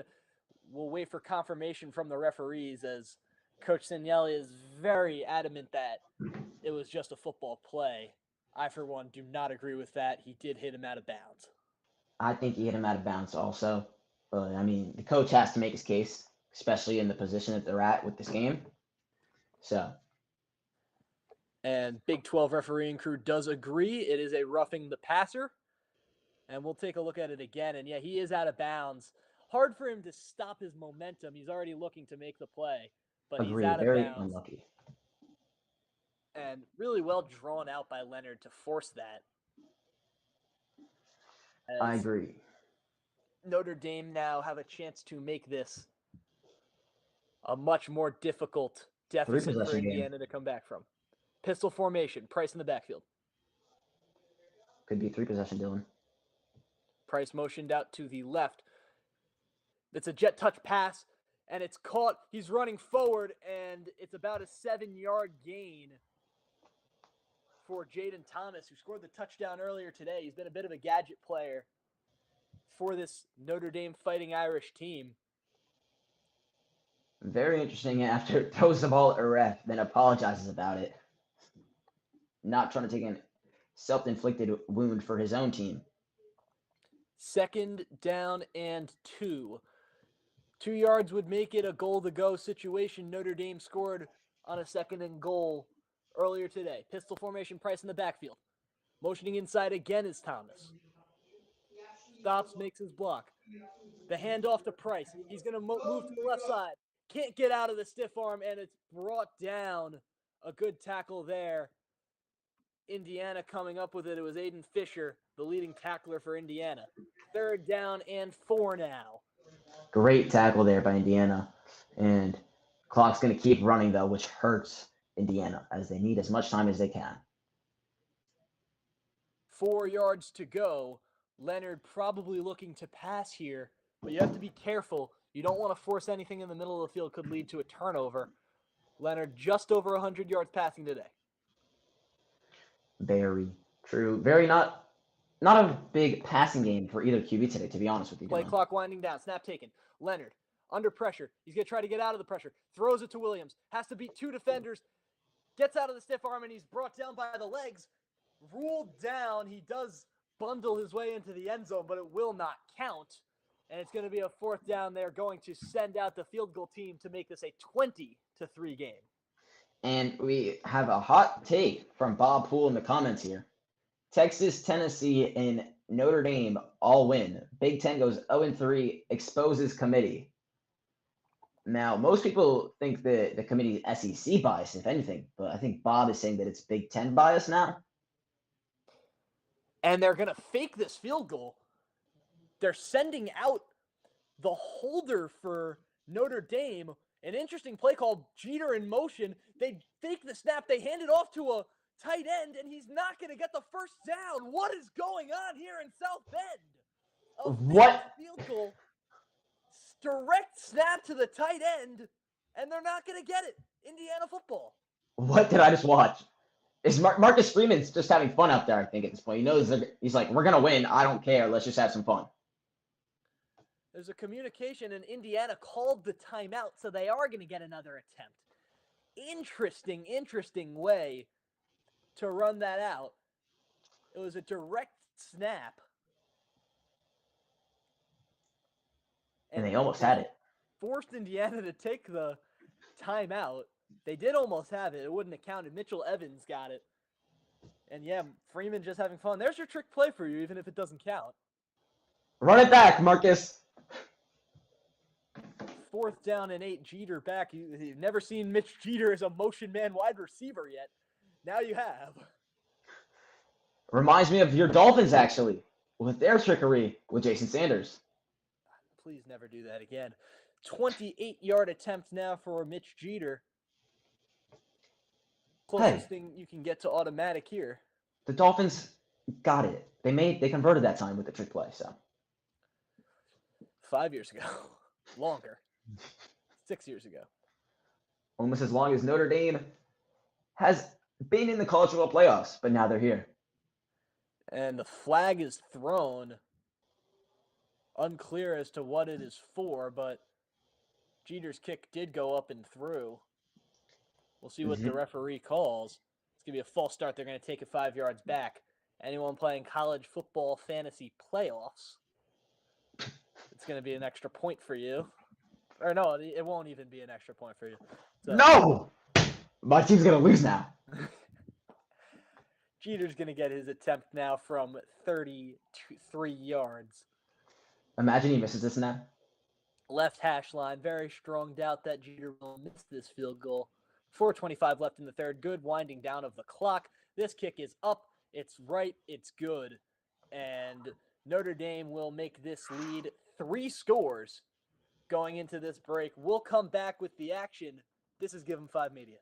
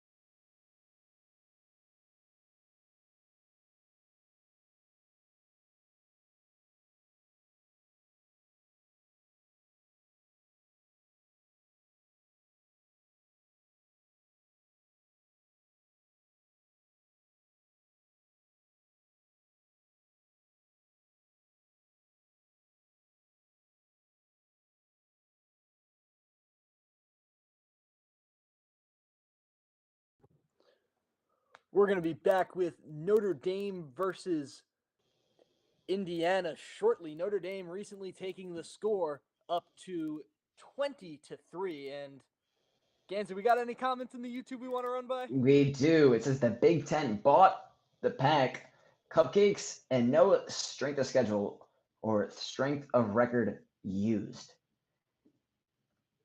I don't know about that one, though. I think the Big Ten definitely does get more favoritism than the SEC at this point. I don't know, Dylan.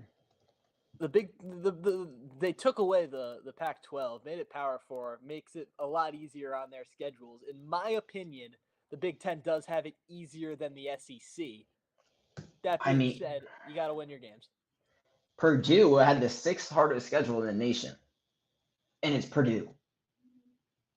So, I mean, kick is up and away. Notre Dame independent, they don't have to deal with this kind of nonsense. But Indiana will take maybe their most important offensive drive of the game. They're in a dire spot they need to get out, as we're getting an injury report now on the injured lineman. Dylan, I'm going to have a word with Kurt Signetti after this game, because you've got to return some of these kicks, man. This is the best your conference has to offer. Notre Dame now. No. Oregon. Lead. One of the best, rather. The handoff to Lawton. He's going to get to the outside and brought down by the legs. What a tackle there.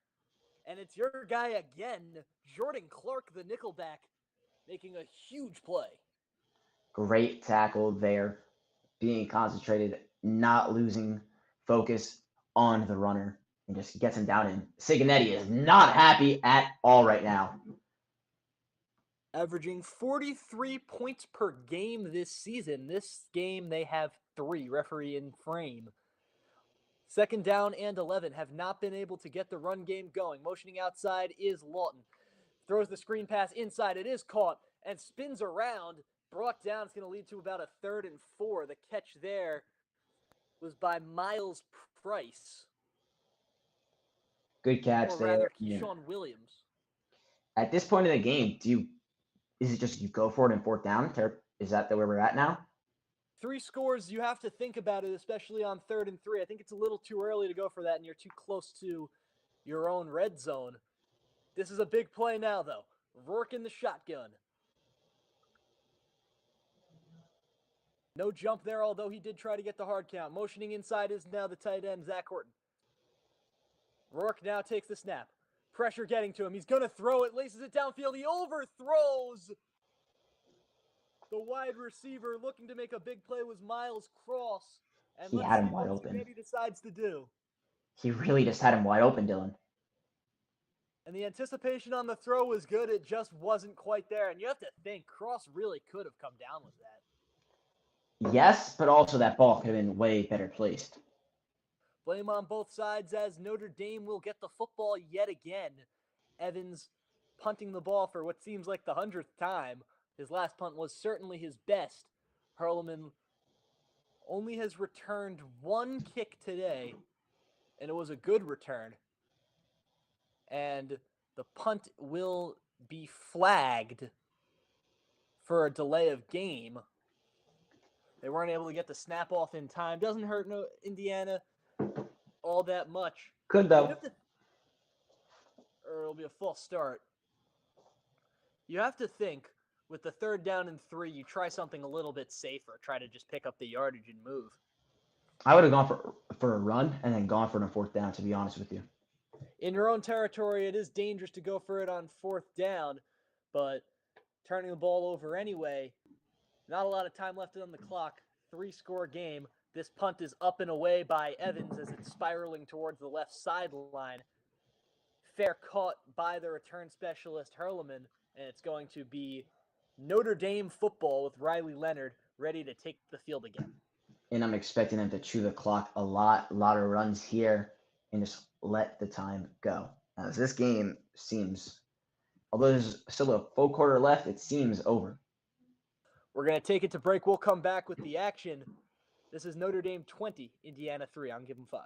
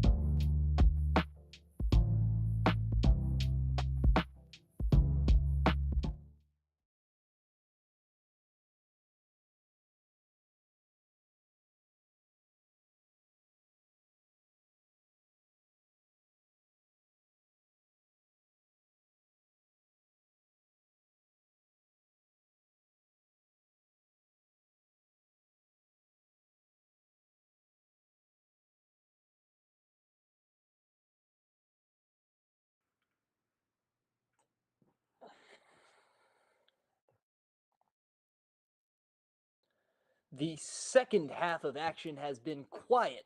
Clock ticking down. Notre Dame 20, Indiana 3. Snap taken by Riley Leonard. He's going to throw this ball to the outside. Caught and hit out of bounds. He fumbled the ball out of bounds. They're going to call it a catch and fumble. Interesting to see them throwing it, though, Dylan, to be honest. I thought they'd be running it here. Trying to let the clock start running down. And the catch there by Bo Collins, trying to get him involved in any way possible. That's their alpha receiver who really hasn't been able to do all too much today. Leonard again in the shotgun. Motioning is Evans, who we saw on that fun fake punt field goal play, or fake field goal play. We love our trick plays. Hand off to Love. He gets to the outside, beats a tackle. He's going to get farther outside. He breaks another tackle, gets down the sideline, and gets the first down. Jeremiah Love, stiff arm, breaking tackles, stumbling around the sideline and getting the first down for Notre Dame. What a play. That is a grown man. Wow. What a play indeed, Dylan.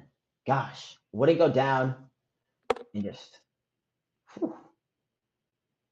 And Notre Dame have just been able to have that aspect of physicality over the Hoosiers today, as Jeremiah Love, with This season, 9 yards today, he had a 98-yard touchdown. Leonard throws to the outside to Evans. He's going to dive forward, and did he get the first down? Did he get touched? They're going to say no. But look at that play by Love. A big stiff arm, embarrassing the Hoosier defender, getting to the outside, keeping his feet inbounds and picking up the first down. It was Jones Jr. who went down on the field, and Jeremiah Love just proving really his worth in that aspect. he will not be checking social media later because they'll be all over it. So it's going to be a long, actually a very short ride back to Bloomington. 2nd down and 1. Snap taken. Leonard under pressure, jumps, passes. Love gets out of it, breaks another tackle. He's going to get to the 40-yard line. He's going to break another tackle and get to the 35. Jeremiah Love very, very much beating out these players, and now he's down, shaken up on the sideline. Lucky for Notre Dame, they have a fantastic running back in Jadarian Price, who's been able to do just as well as the 100%. formidable option in Jeremiah. Let's see. Dylan, the jump pass again. Riley Leonard under pressure, employing that jump pass just to get out of it. Price motions to the right side. Leonard hands the ball off to Price, and he's going to be stopped for a loss of 4, as that's going to take us to the end of the 3rd quarter. Notre Dame 20, Indiana 10, as we are going to take you to the 3rd quarter break. We'll be back with Give 'em 5 Media. I'm Dylan Shalom. I'm with Ben Ganz. We'll be back for the 4th quarter of hopefully contested action. Doesn't really look like it, though. We'll be back.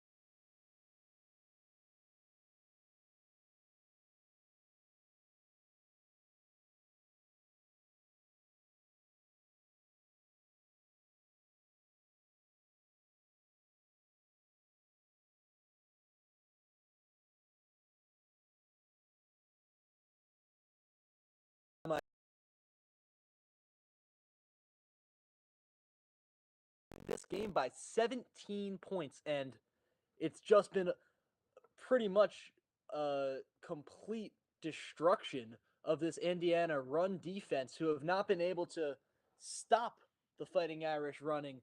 Really, really good showing as now Leonard is in the empty set. It's a second down and 14. Takes the snap. High snap. He's going to run by himself. Leonard is going to be brought down around the 45-yard line, or maybe a little farther up. And it's going to be a third down manageable. Really good draw play there.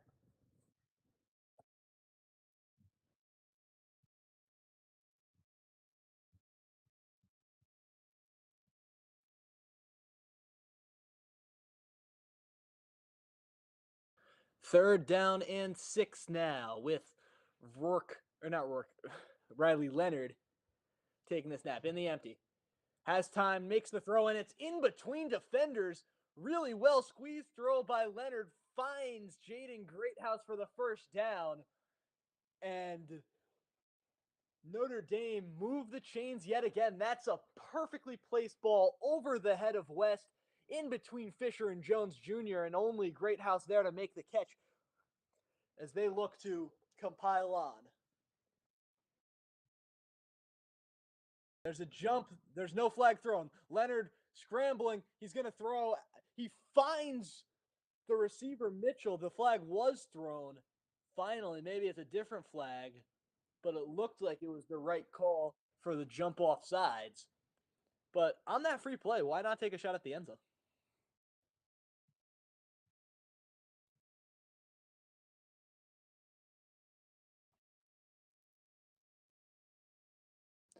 Referee is going to call that offsides. It's interesting to see what they'll do because they did not pick up the first down. Do you take the 1st and 5 or do you go to 2nd and 1?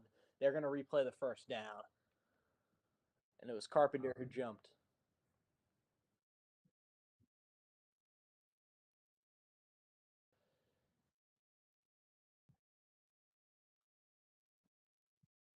Yeah.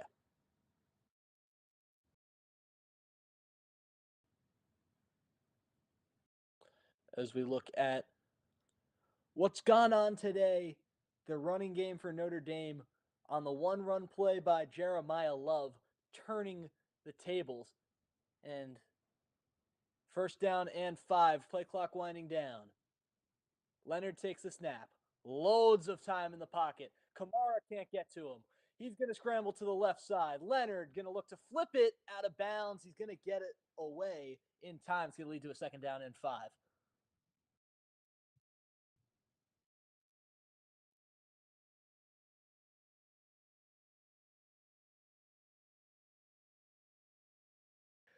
In Indiana this season, say what you want about the schedule, they have thrashed the teams they've played. A 77-3 FCS win, 66-0 against Purdue, 47-10 at Michigan State. Nowhere near an easy game as we look at a 2nd and 5 attempt now for Riley Leonard. Jeremiah Love back in the backfield.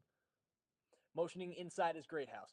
Hands the ball off, fakes the handoff to Love. Leonard gets away from the pressure. 2 defenders fall. Leonard on his back foot gets out of side, and he is tackled behind the line. Indiana makes a stop. It is a 3rd down and about 5 or 6. Leonard had the defenders beat.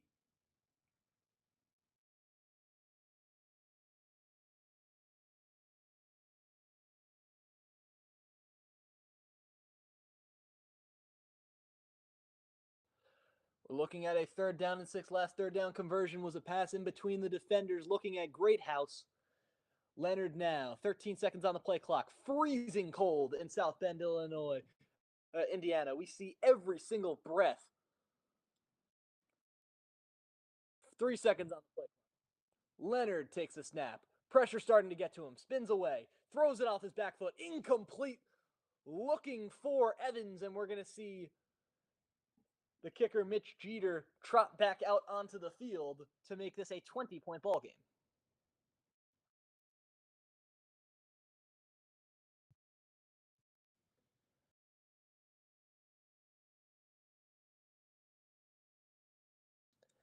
Jeter has hit both of his field goals today, one from 49, one from 33. This one, 37, closer to the 33. Snap is good, hold is good, kick by Jeter is blocked by Indiana, and the points will not go. Ball on the ground. He's going to return this to the 35-yard line, and Notre Dame not able to cash in on those 3 points. Indiana with a better starting field position.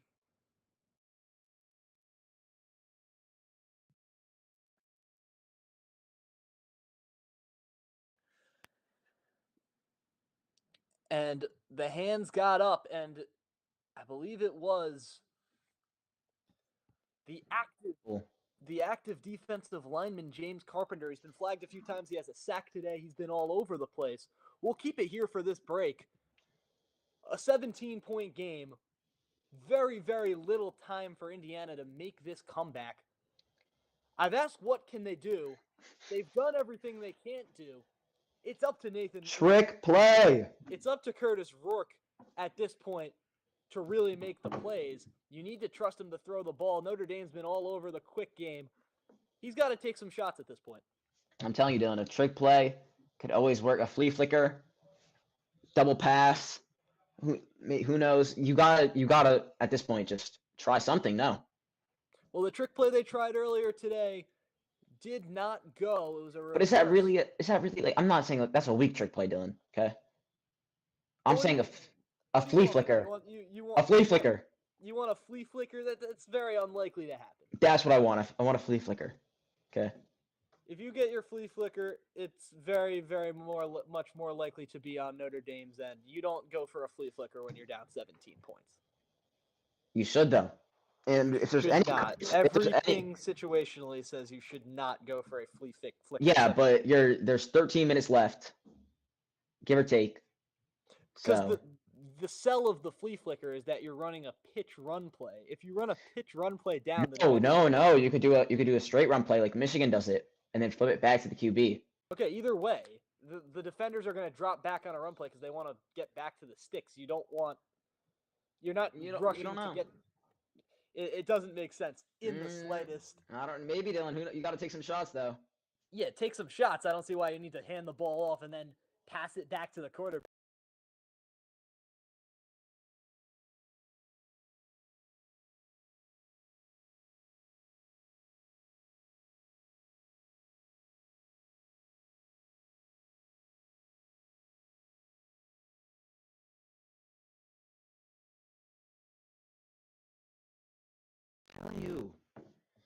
I'm telling you that you should find a trick play or not.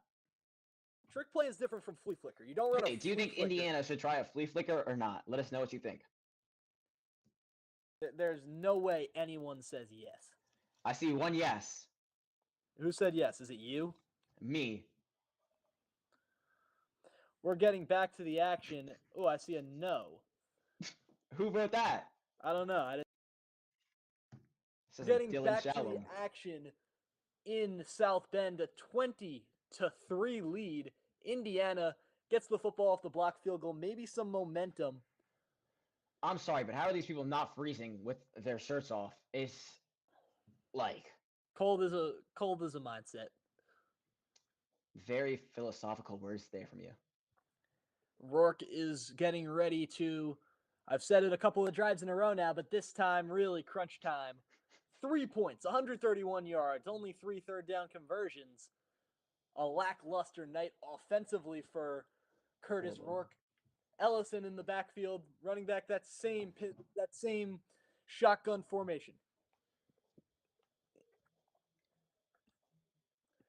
Pitches the ball off to Ellison, who's going to break half a tackle, dive forward, gets 4 yards. It'll be a second down and either 6 or 7, depending on the spot. See, should be a trick play. If they're running that, come on. So that's the tone. You want to be physical. You want to be able to try to get some yards and make it a more manageable play. Second down and 7. You got to lay some balls now. Rourke drops back. Pressure's not gotten to him. Passes it to Cross. He's going to make the catch and get the first down. It was Miles Price, who was able to get that, and you want to just hurry to the line and make some plays. Those are the plays that were working when they got that field goal drive. Those passes in the middle of the field, Notre Dame's linebackers have not been able to deal with that. Winner takes on Georgia, likely Notre Dame. But it will be Gunnar Stockton at QB. A Gunnar Stockton-led Georgia team. That's an awesome name. He's passing that ball like John Stockton. The loser will spend this holiday locked in. Rourke sends the shot down the line. It is out of bounds, nearly intercepted. Ay. What a horrible throw there. Just put no loft on that ball. Come on, you got to put it in the breadbasket, buddy. And it's too low, nearly undercut.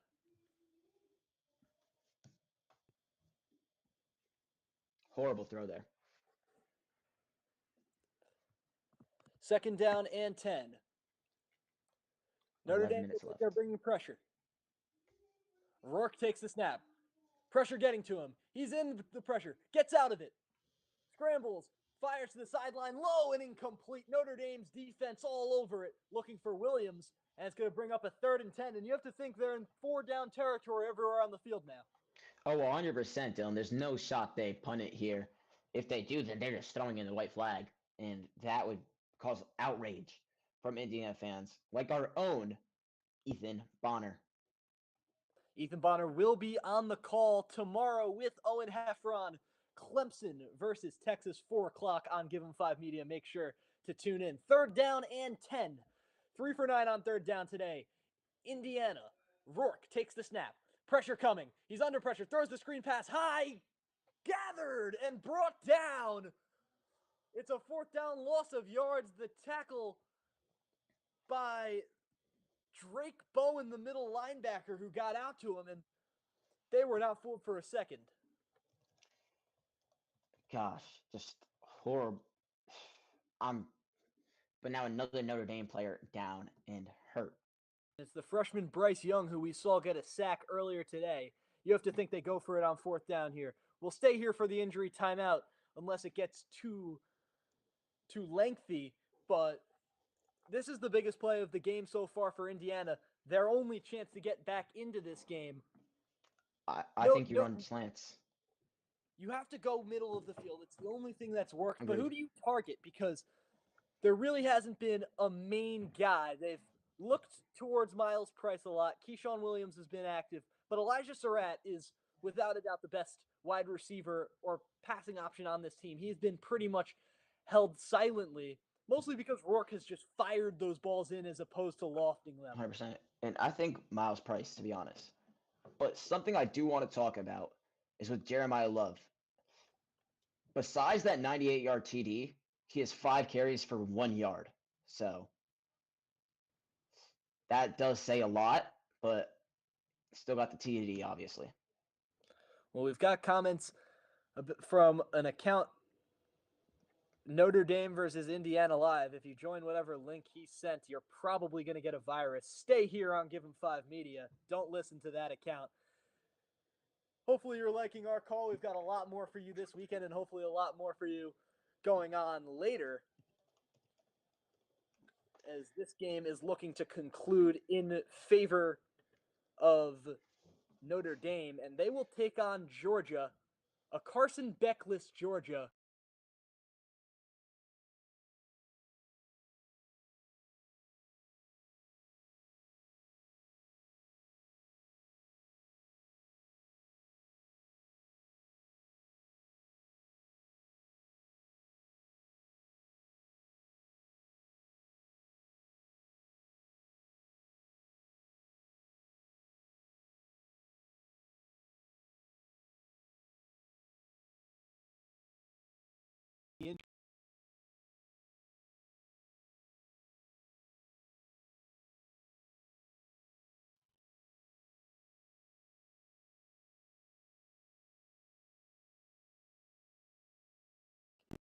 Yard touchdown. That's what he's done. He's caught the ball a couple of times.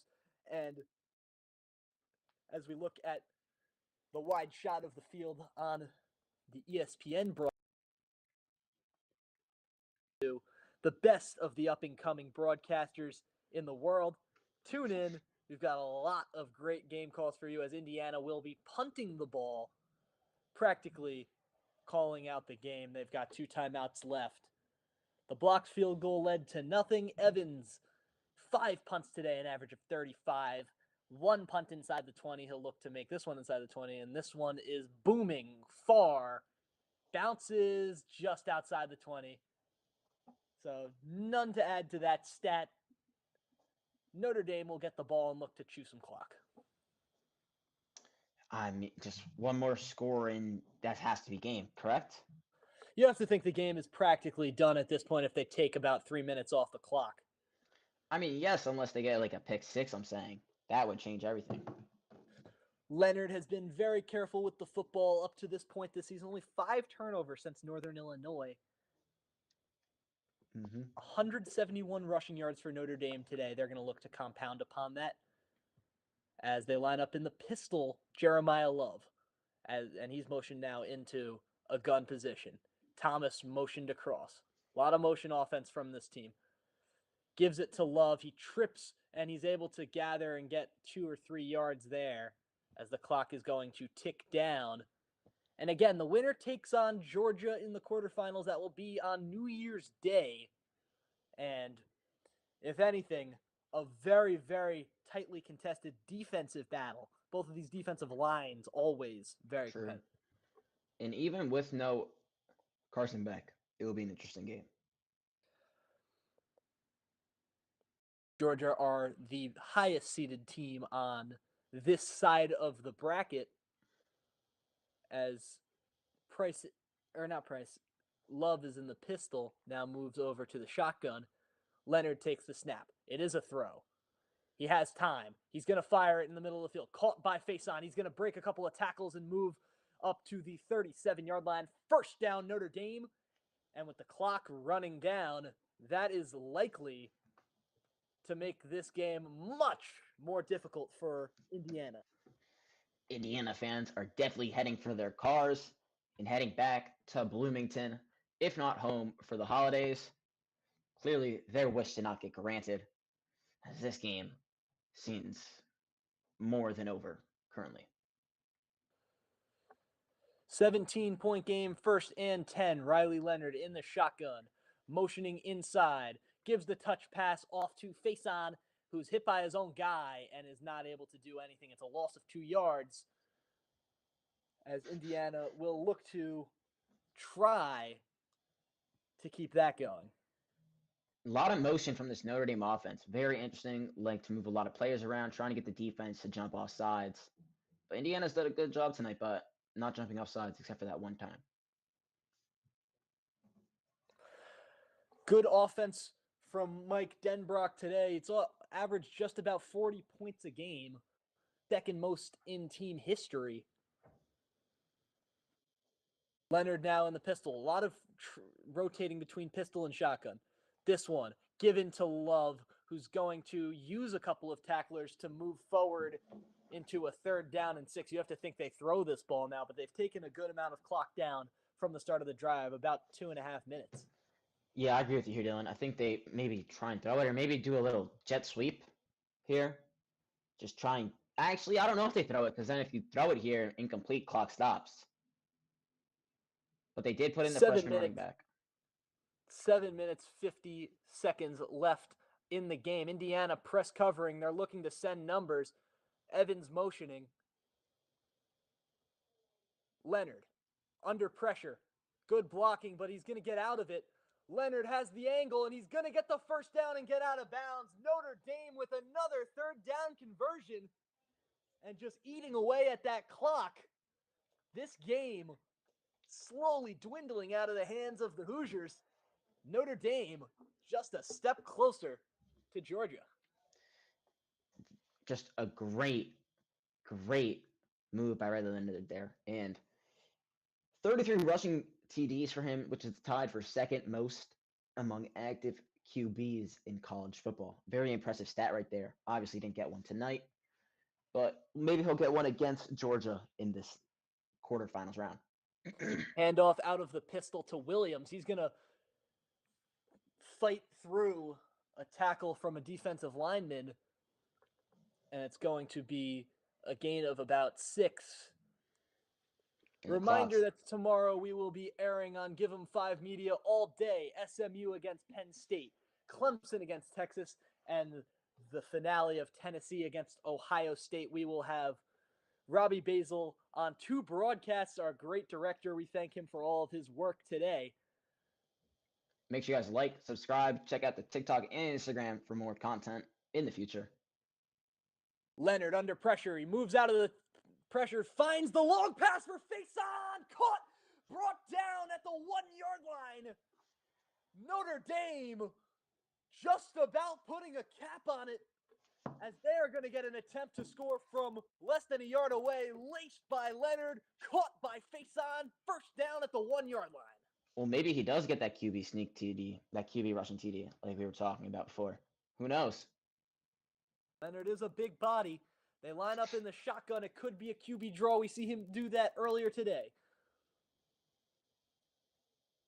Heavy set. Leonard hands the ball off to Williams. He does not get into the end zone. Great defensive stand to start off this goal line stand. 2nd down and goal with the clock at 5 minutes, 30 seconds. I vote give it to a defensive tackle to take in himself. As the jumbo set for Notre Dame is in the game. Going to look at a couple of run plays. I don't think they have a defensive tackle on the field, but an 8-play, 77-yard drive, very much reminiscent of the drive we saw in the first half. But that long pass to Faison, he's been their receiver today. That's made the plays. And rookie running back, or freshman running back, Williams, in on the field. Gave me a lot of reminders of Michigan with these long drives. They just take time with the clock. And that's going to be a timeout called by Notre Dame, as they didn't want to succumb to the 5-yard penalty for delay of game on the 1-yard line. 2nd and goal. Notre Dame in the lead 20-3 with a chance to make it 27. And this is just what you would want for Notre Dame. You want to go in, play your home game, competitive, hard-fought football as they go to the sideline right now. And this is exactly what you want to take into Georgia. It is, but with that game against Georgia, we have to see if the Notre Dame fans travel well, which will be a big concern for them. But we'll see. We will definitely see. We're going to take it to break and come back when the action resumes.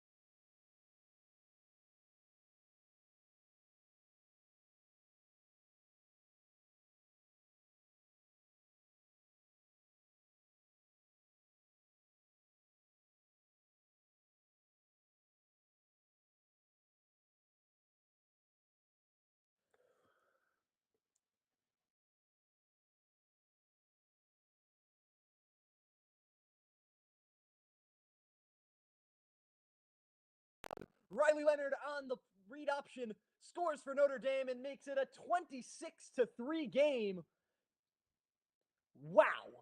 This is a demolition.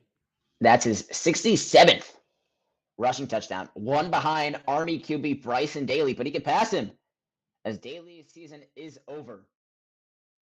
But Leonard's is not. And Leonard completely had them fooled. Free lane to the end zone. Notre Dame with a chance to make it 27-3 with this extra point. His 15th rushing touchdown of the season. And Leonard has led this team.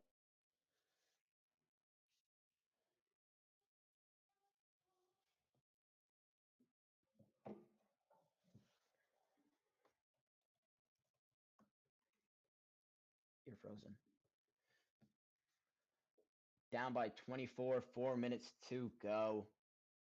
It's just not looking very likely here for the Hoosiers. Looking like their season is over. Once again, we will be live for every single game tomorrow. So make sure you guys subscribe, turn on the bell notifications, and follow our Instagram and TikTok. Both can be found in our bio. And just what a deep ball by Riley Leonard on that play. Almost gets sacked, steps up, throws it, takes the hit, but still converts. And then just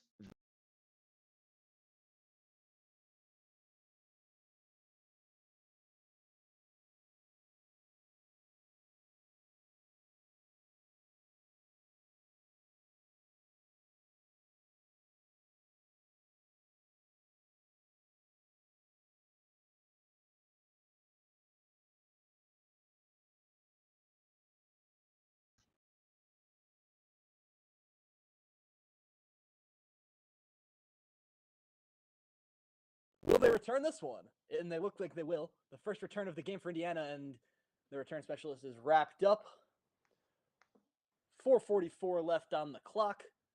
A 24-point deficit, and it just looks that much more difficult now for Indiana to save their season.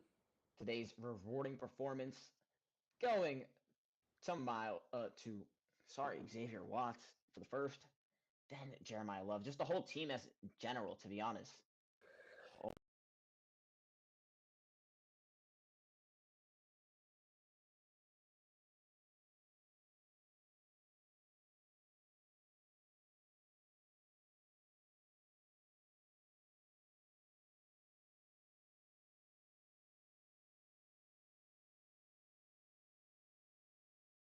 Pressure comes, throws it to the outside, caught just out of bounds before the first down line, the tackle made, and there's a fight going on the sidelines. A flag thrown for a push from the bench, and it's going to be a 15-yard penalty on Indiana.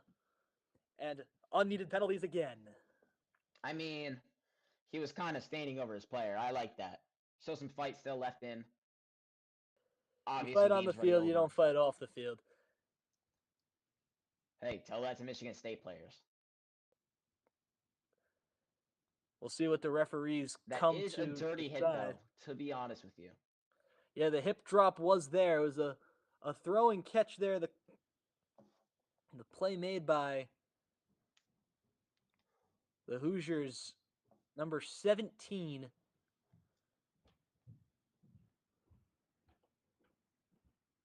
Not even on the depth chart. On Indiana's team? Yeah. You sure? Yeah, I'm looking at our lads. He's not there.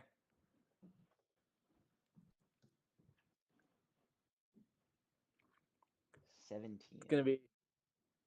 That's Tyson Lawton, no? Oh, that's the running back. I was looking at receivers. Tyson Lawton. How did I not recognize that? But it's okay. The fight on the sideline, they're going to call penalties on both sides. So it will not be 15 yards. It'll offset unsportsmanlike conduct. On 1 second, I got you.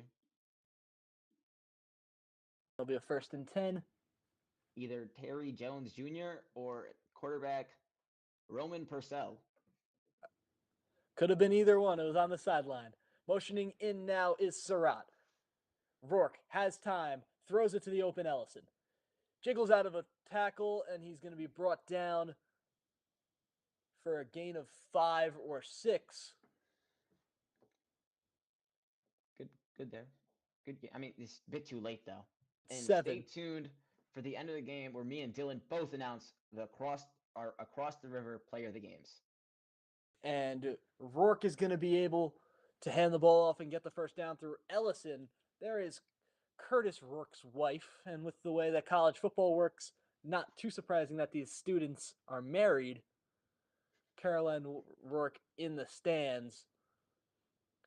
Shout out to her for staying there, even through the rough times. Down 24. Blitz Cold. coming. Rourke throws middle of the field, finds Williams, and those middle of the field throws have worked. It's just interesting that they really haven't gone to him all that often. Rourke now 12 for 22 on the day. Takes the snap. No pressure. Laces through the middle of the field. Caught by Williams again. He slips. But again, these linebackers not able to drop into the middle of the field. Safety's not coming downhill fast enough and leaving a big gap. Notre Dame is going to look to plug that up when they face Georgia on January 1st in the quarterfinal. Snap taken by Rourke. He's going to take the shot downfield into double coverage, nowhere near Williams, who's been targeted 3 times in a row now, 2nd down and 10. That ball was, like you said, nowhere near, and just Indiana seems like they're trying to get points, but it's a bit too late for this now, if we're being honest. So all things considered, Indiana will likely be out Notre Dame against Georgia. The winner of that game will play the winner of Boise State against the winner of SMU and Penn State tomorrow. That game, jump off sides. Free play now for Rourke. He's going to take this shot downfield, and it is incomplete. No flag thrown for interference. It's going to just be the offside called. To be honest, that was a horrible throw. Also, Well, blanketed coverage, never easy to throw up against. And even I'm saying the spiral. There was no great spiral on that ball. But then again, he's playing D1 football. I'm not, so maybe I shouldn't judge. Well, it's our job at some points to judge the way the players are playing, even though we'll never be there. But if any team needs a QB, all I'm saying, I have a cannon. I really don't believe you. It's 2nd down and 5. I have a cannon. I still don't believe you. I have a cannon. Thank you very much. Motioning now, Rourke. Fakes the handoff. Run pass option caught by Price. He's going to move to the 25-yard line, 20-yard line, and pick up the first down. To be honest, middle of the field. If they ran this play every single time this game, I think they would have won. To be honest with you, because Notre Dame has not been able to stop it once. It would have been figured out. This time they do give the handoff to Lawton, who's going to get to the outside, moves behind the line of scrimmage, and is wrapped up. Physical tackling by Notre Dame. Clock runs. Indiana need to get to the line quickly before the 2-minute warning. Surprised no late hit there. Could have been called, but he was in downs when he was hit. That would be the reasoning for the no late hit. True, but it was hard to see with that camera angle, I'm saying.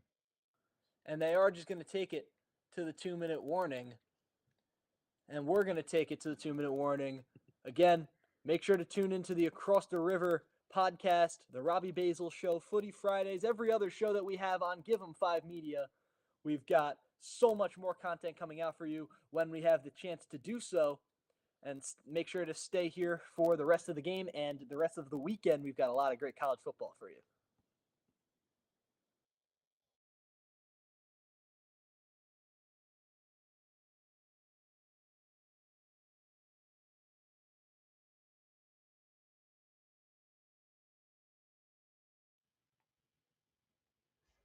Oh, Dylan, who are you picking for?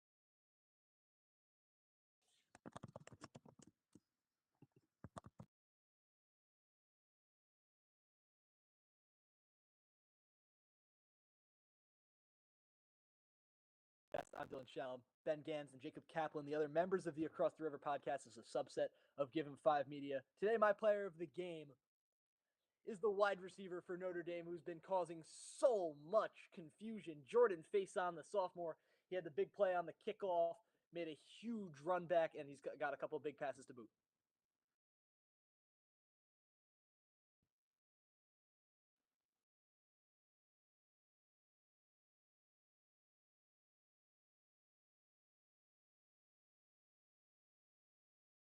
That pass incomplete, targeting Price on the far side.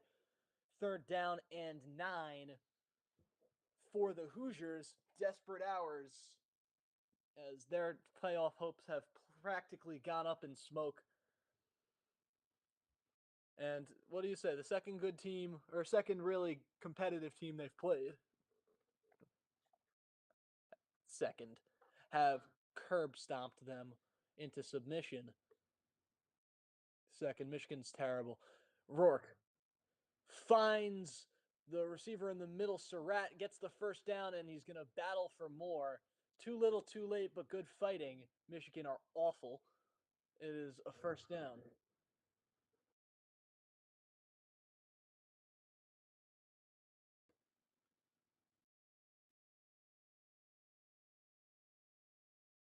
They're hurrying up to the line.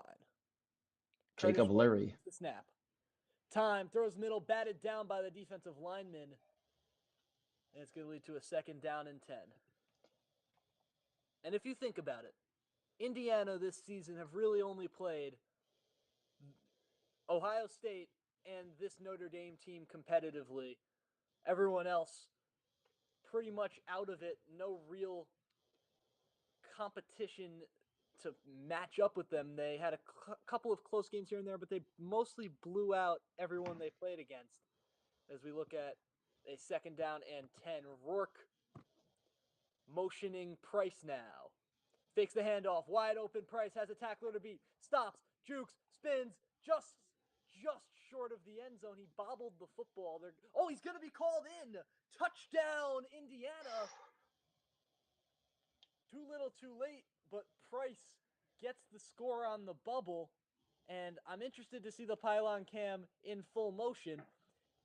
He jukes, he spins, he falls, and he does get the reach across. It's a touchdown for Indiana. But is that a fumble? Because... No, he had possession of the ball before it bounced. That's a touchdown. Good touchdown for them. Notre Dame is just going to need to kneel the ball out. But Indiana's going to try to make this a 16-point game, which is technically 2 scores. And go for the onside kick, do whatever they have to do.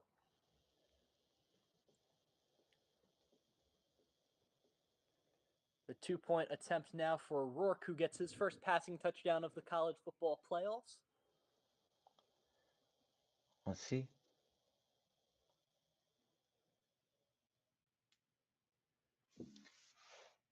Will be maybe a trick play here. Flea flicker? Loads of motion, no flea flicker. Joking. No flea flicker. Motioning in now is Williams. Rourke misses the first read. Has time in the pocket. Throws it middle of the field. Caught for the 2 by Surratt. 16-point game, 1 minute, 27 seconds remaining. And there are a couple of onside kicks short. Notre Dame are still going to win the football game and take on Georgia 8:45 p.m.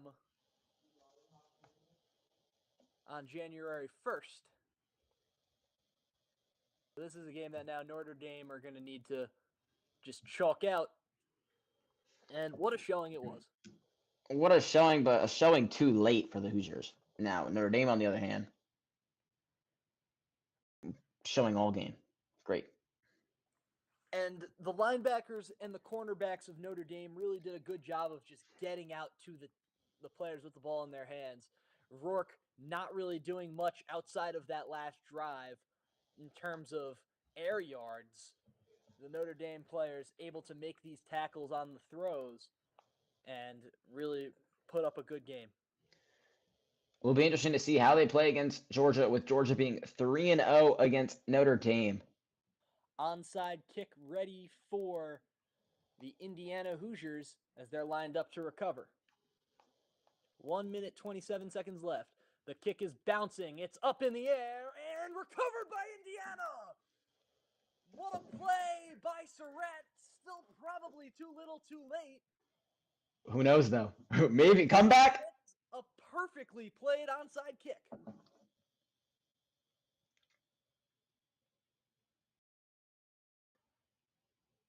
What a play by Surratt to just jump up and get it after the 2-point conversion hits. 16-point game, 2 timeouts.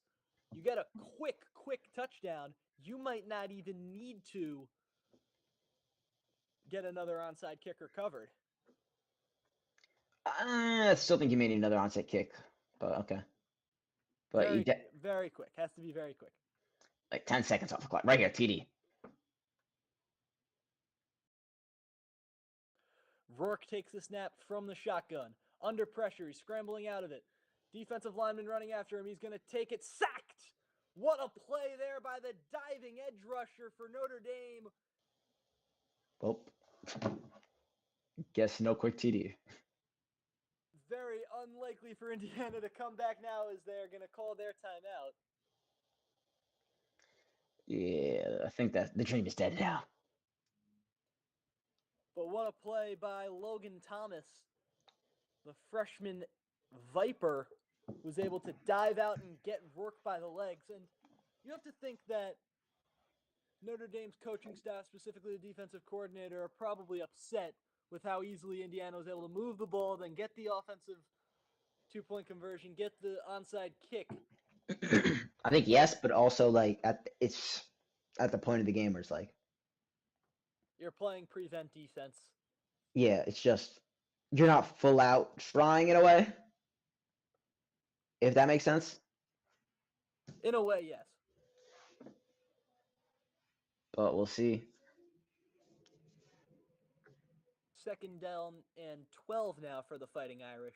Hey, fantasy points for the college football playoffs. Make sure you set your lineup. 2nd round or 1st round. Minute 13 left on the clock.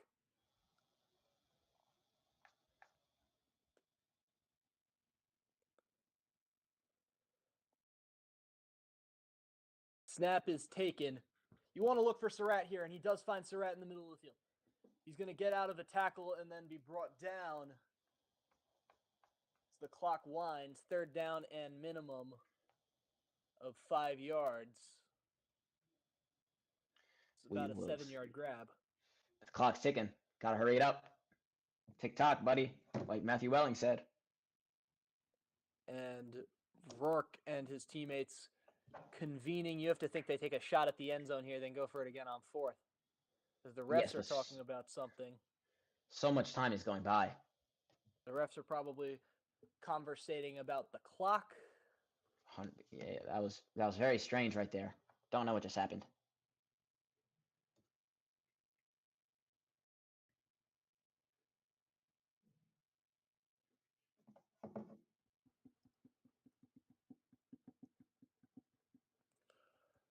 Unclear as to what the ref is saying. He puts a minute back on the clock, or a minute and 3 seconds on the clock now. And unless Indiana can form some sort of miracle, this game has run its course. They need more than a miracle, to be honest with you, Dylan. Rourke is ready to take the snap. He does. Pressure coming. He throws it to the far outside, and Williams is down. They're going to mark him short of the line to gain, not picking up the 1st down. It's a 4th down. Or will they give him the 1st down? It looks like they will. They've given him the 1st down, and the timeout is called. Yeah, I mean, Indiana, I don't think y'all can win at this point. But they're just trying to make the game a close one. A little bit too late, though, from the Hoosiers.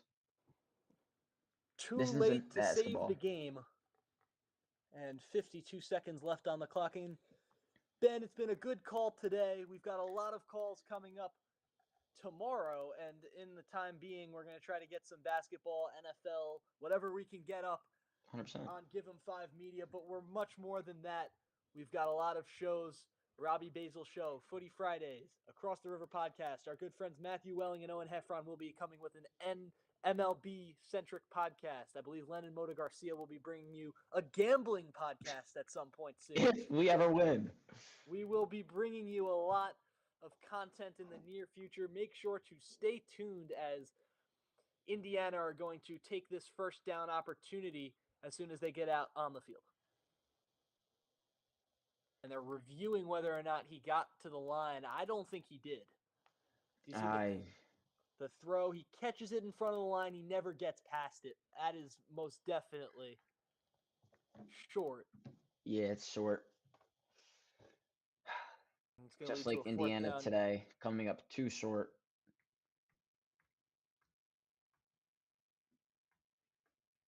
But hey, got some great games tomorrow, which I'm excited for. And I'm going to be watching them here on Give 'em 5 Media. Make sure to tune in to whatever you can tune into. Got some good broadcasters coming up. Again, these are the broadcasters of the future. So whoever you Owen Heffron was on ESPN. Yeah. Got a lot of people in college doing broadcasts, people in high school doing broadcasts. Make sure to check everyone's individual stuff out.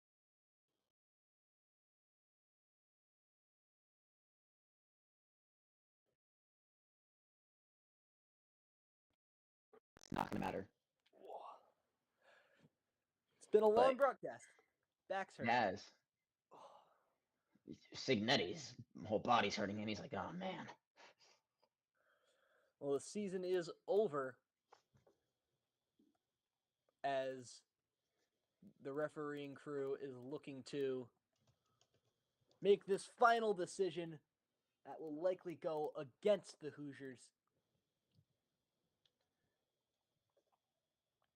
But we'll see. Who knows? Clearly, it's taking a while. The ruling on the field is a first down again. We will see what the referee marks here. The call has been reversed, and it'll be a 4th down and 1. And at this point, you really have to think they just take a shot at the end zone. Yeah, I don't know. Maybe they just get the first down, though. There's one timeout left for them to take. They're on the 40-yard line or the 41-yard line. It depends on where you spot it. It's about 40 and a half. Trips to the or doubled up to the left. Referee's still convening. It is Ellison in the backfield next to Rourke. These refs are gossiping. Notre Dame in man coverage, cover 1.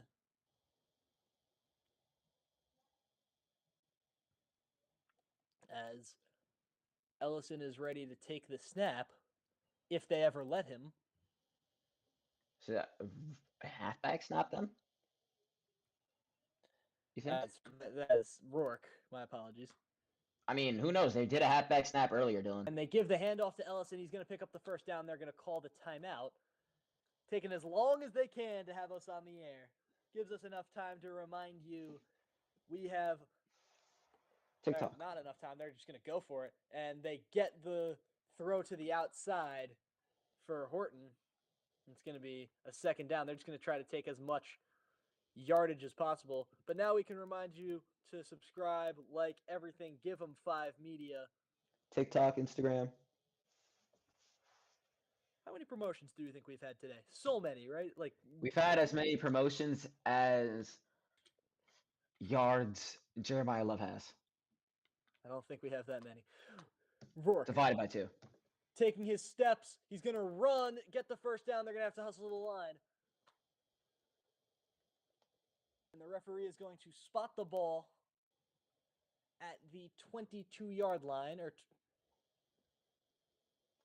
give or take. And they spike the ball. 30 seconds left on the clock. Boo. A lot of heaves to the end zone probably needed, but for what it's worth, the Indiana onside kick was flawless. It was, but can they pull it off twice? You have to think that if they get this touchdown and 2-point conversion, this game is not over. Depends how much time's left. Yeah, You even get a Hail Mary attempt. It's a win in Indiana's book for the fourth quarter. Rourke, That is true. he's going to take his shot to the end zone. Caught! Touchdown! Hoosiers! It's Cooper. And hold on just a second. Wait up. We might just have a little bit of football. Uh-oh, Marcus Freeman. And they took a minute off the clock to score that touchdown, 25 seconds, and the biggest play of the game coming up with this 2-point conversion to make it a one-score game. Well, biggest play of the game yet. Who knows? It could be a bigger one with the kickoff if they get this. 27-17, Rourke laces the throw to Cooper, who hasn't made a catch yet today, makes one in a big moment if they can figure this out. we both thought he was injured. Rourke in the shotgun. Takes the snap. Pressure not getting to him. Finds the man over the middle. Dropped. And that's going to be the football game. Notre Dame will be going on to the second round of the college football playoffs. The drop in the end zone. I mean, it's not officially over, Dylan. They can get a Hail Mary and a field goal.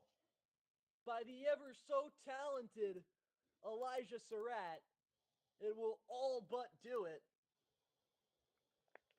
And the play was there. Bad placement by Rourke. And there was a touch on the football. Was it? There was a touch on the football by the cornerback Oh, okay. who made a really good play. It's Jordan Clark again getting his hand in there, and we'll see what they can do with this onside kick. Imagine they get another touchdown. Wait, do you take You a have to field think goal if then they right get away? this onside kick, they get into a field goal position as quickly as they can and kick it, and then they take a Hail Mary if they get another onside kick. But That has to be a record, right? 3 onside kicks 3 onside within kicks, like but that last onside kick was as flawless as we've seen. 3 onside kicks within what? A minute? This one now for Indiana to be kicked again. Bounces up high, caught by Notre Dame, and they're going to kneel this game out. The battle for the Hoosier State has not been won by the Hoosiers, but by the Fighting Irish of Notre Dame. The 7th seed will be moving on to take on the Georgia Bulldogs on January 1st. 24 seconds left on this clock. As they will kneel this game out and find the second round of the college football playoffs. Dylan, it's been a pleasure. It's been a great game as Riley Leonard is on the field now to kneel this game out. And to Kurt Signelli and everyone involved in the Indiana front office, a great season that was ended by their state rivals tonight. Notre Dame 27, Indiana 17, the final. I'm Dylan Shalom. I was here with Ben Ganz for the entirety of this football game on Give 'em 5 Media. Make sure you like, subscribe, find us on all of our content, as Notre Dame will be taking on Georgia in the All-State Sugar Bowl next time out. Thank you so much for watching, and we'll be back tomorrow with action from the college football playoffs as the first round continues.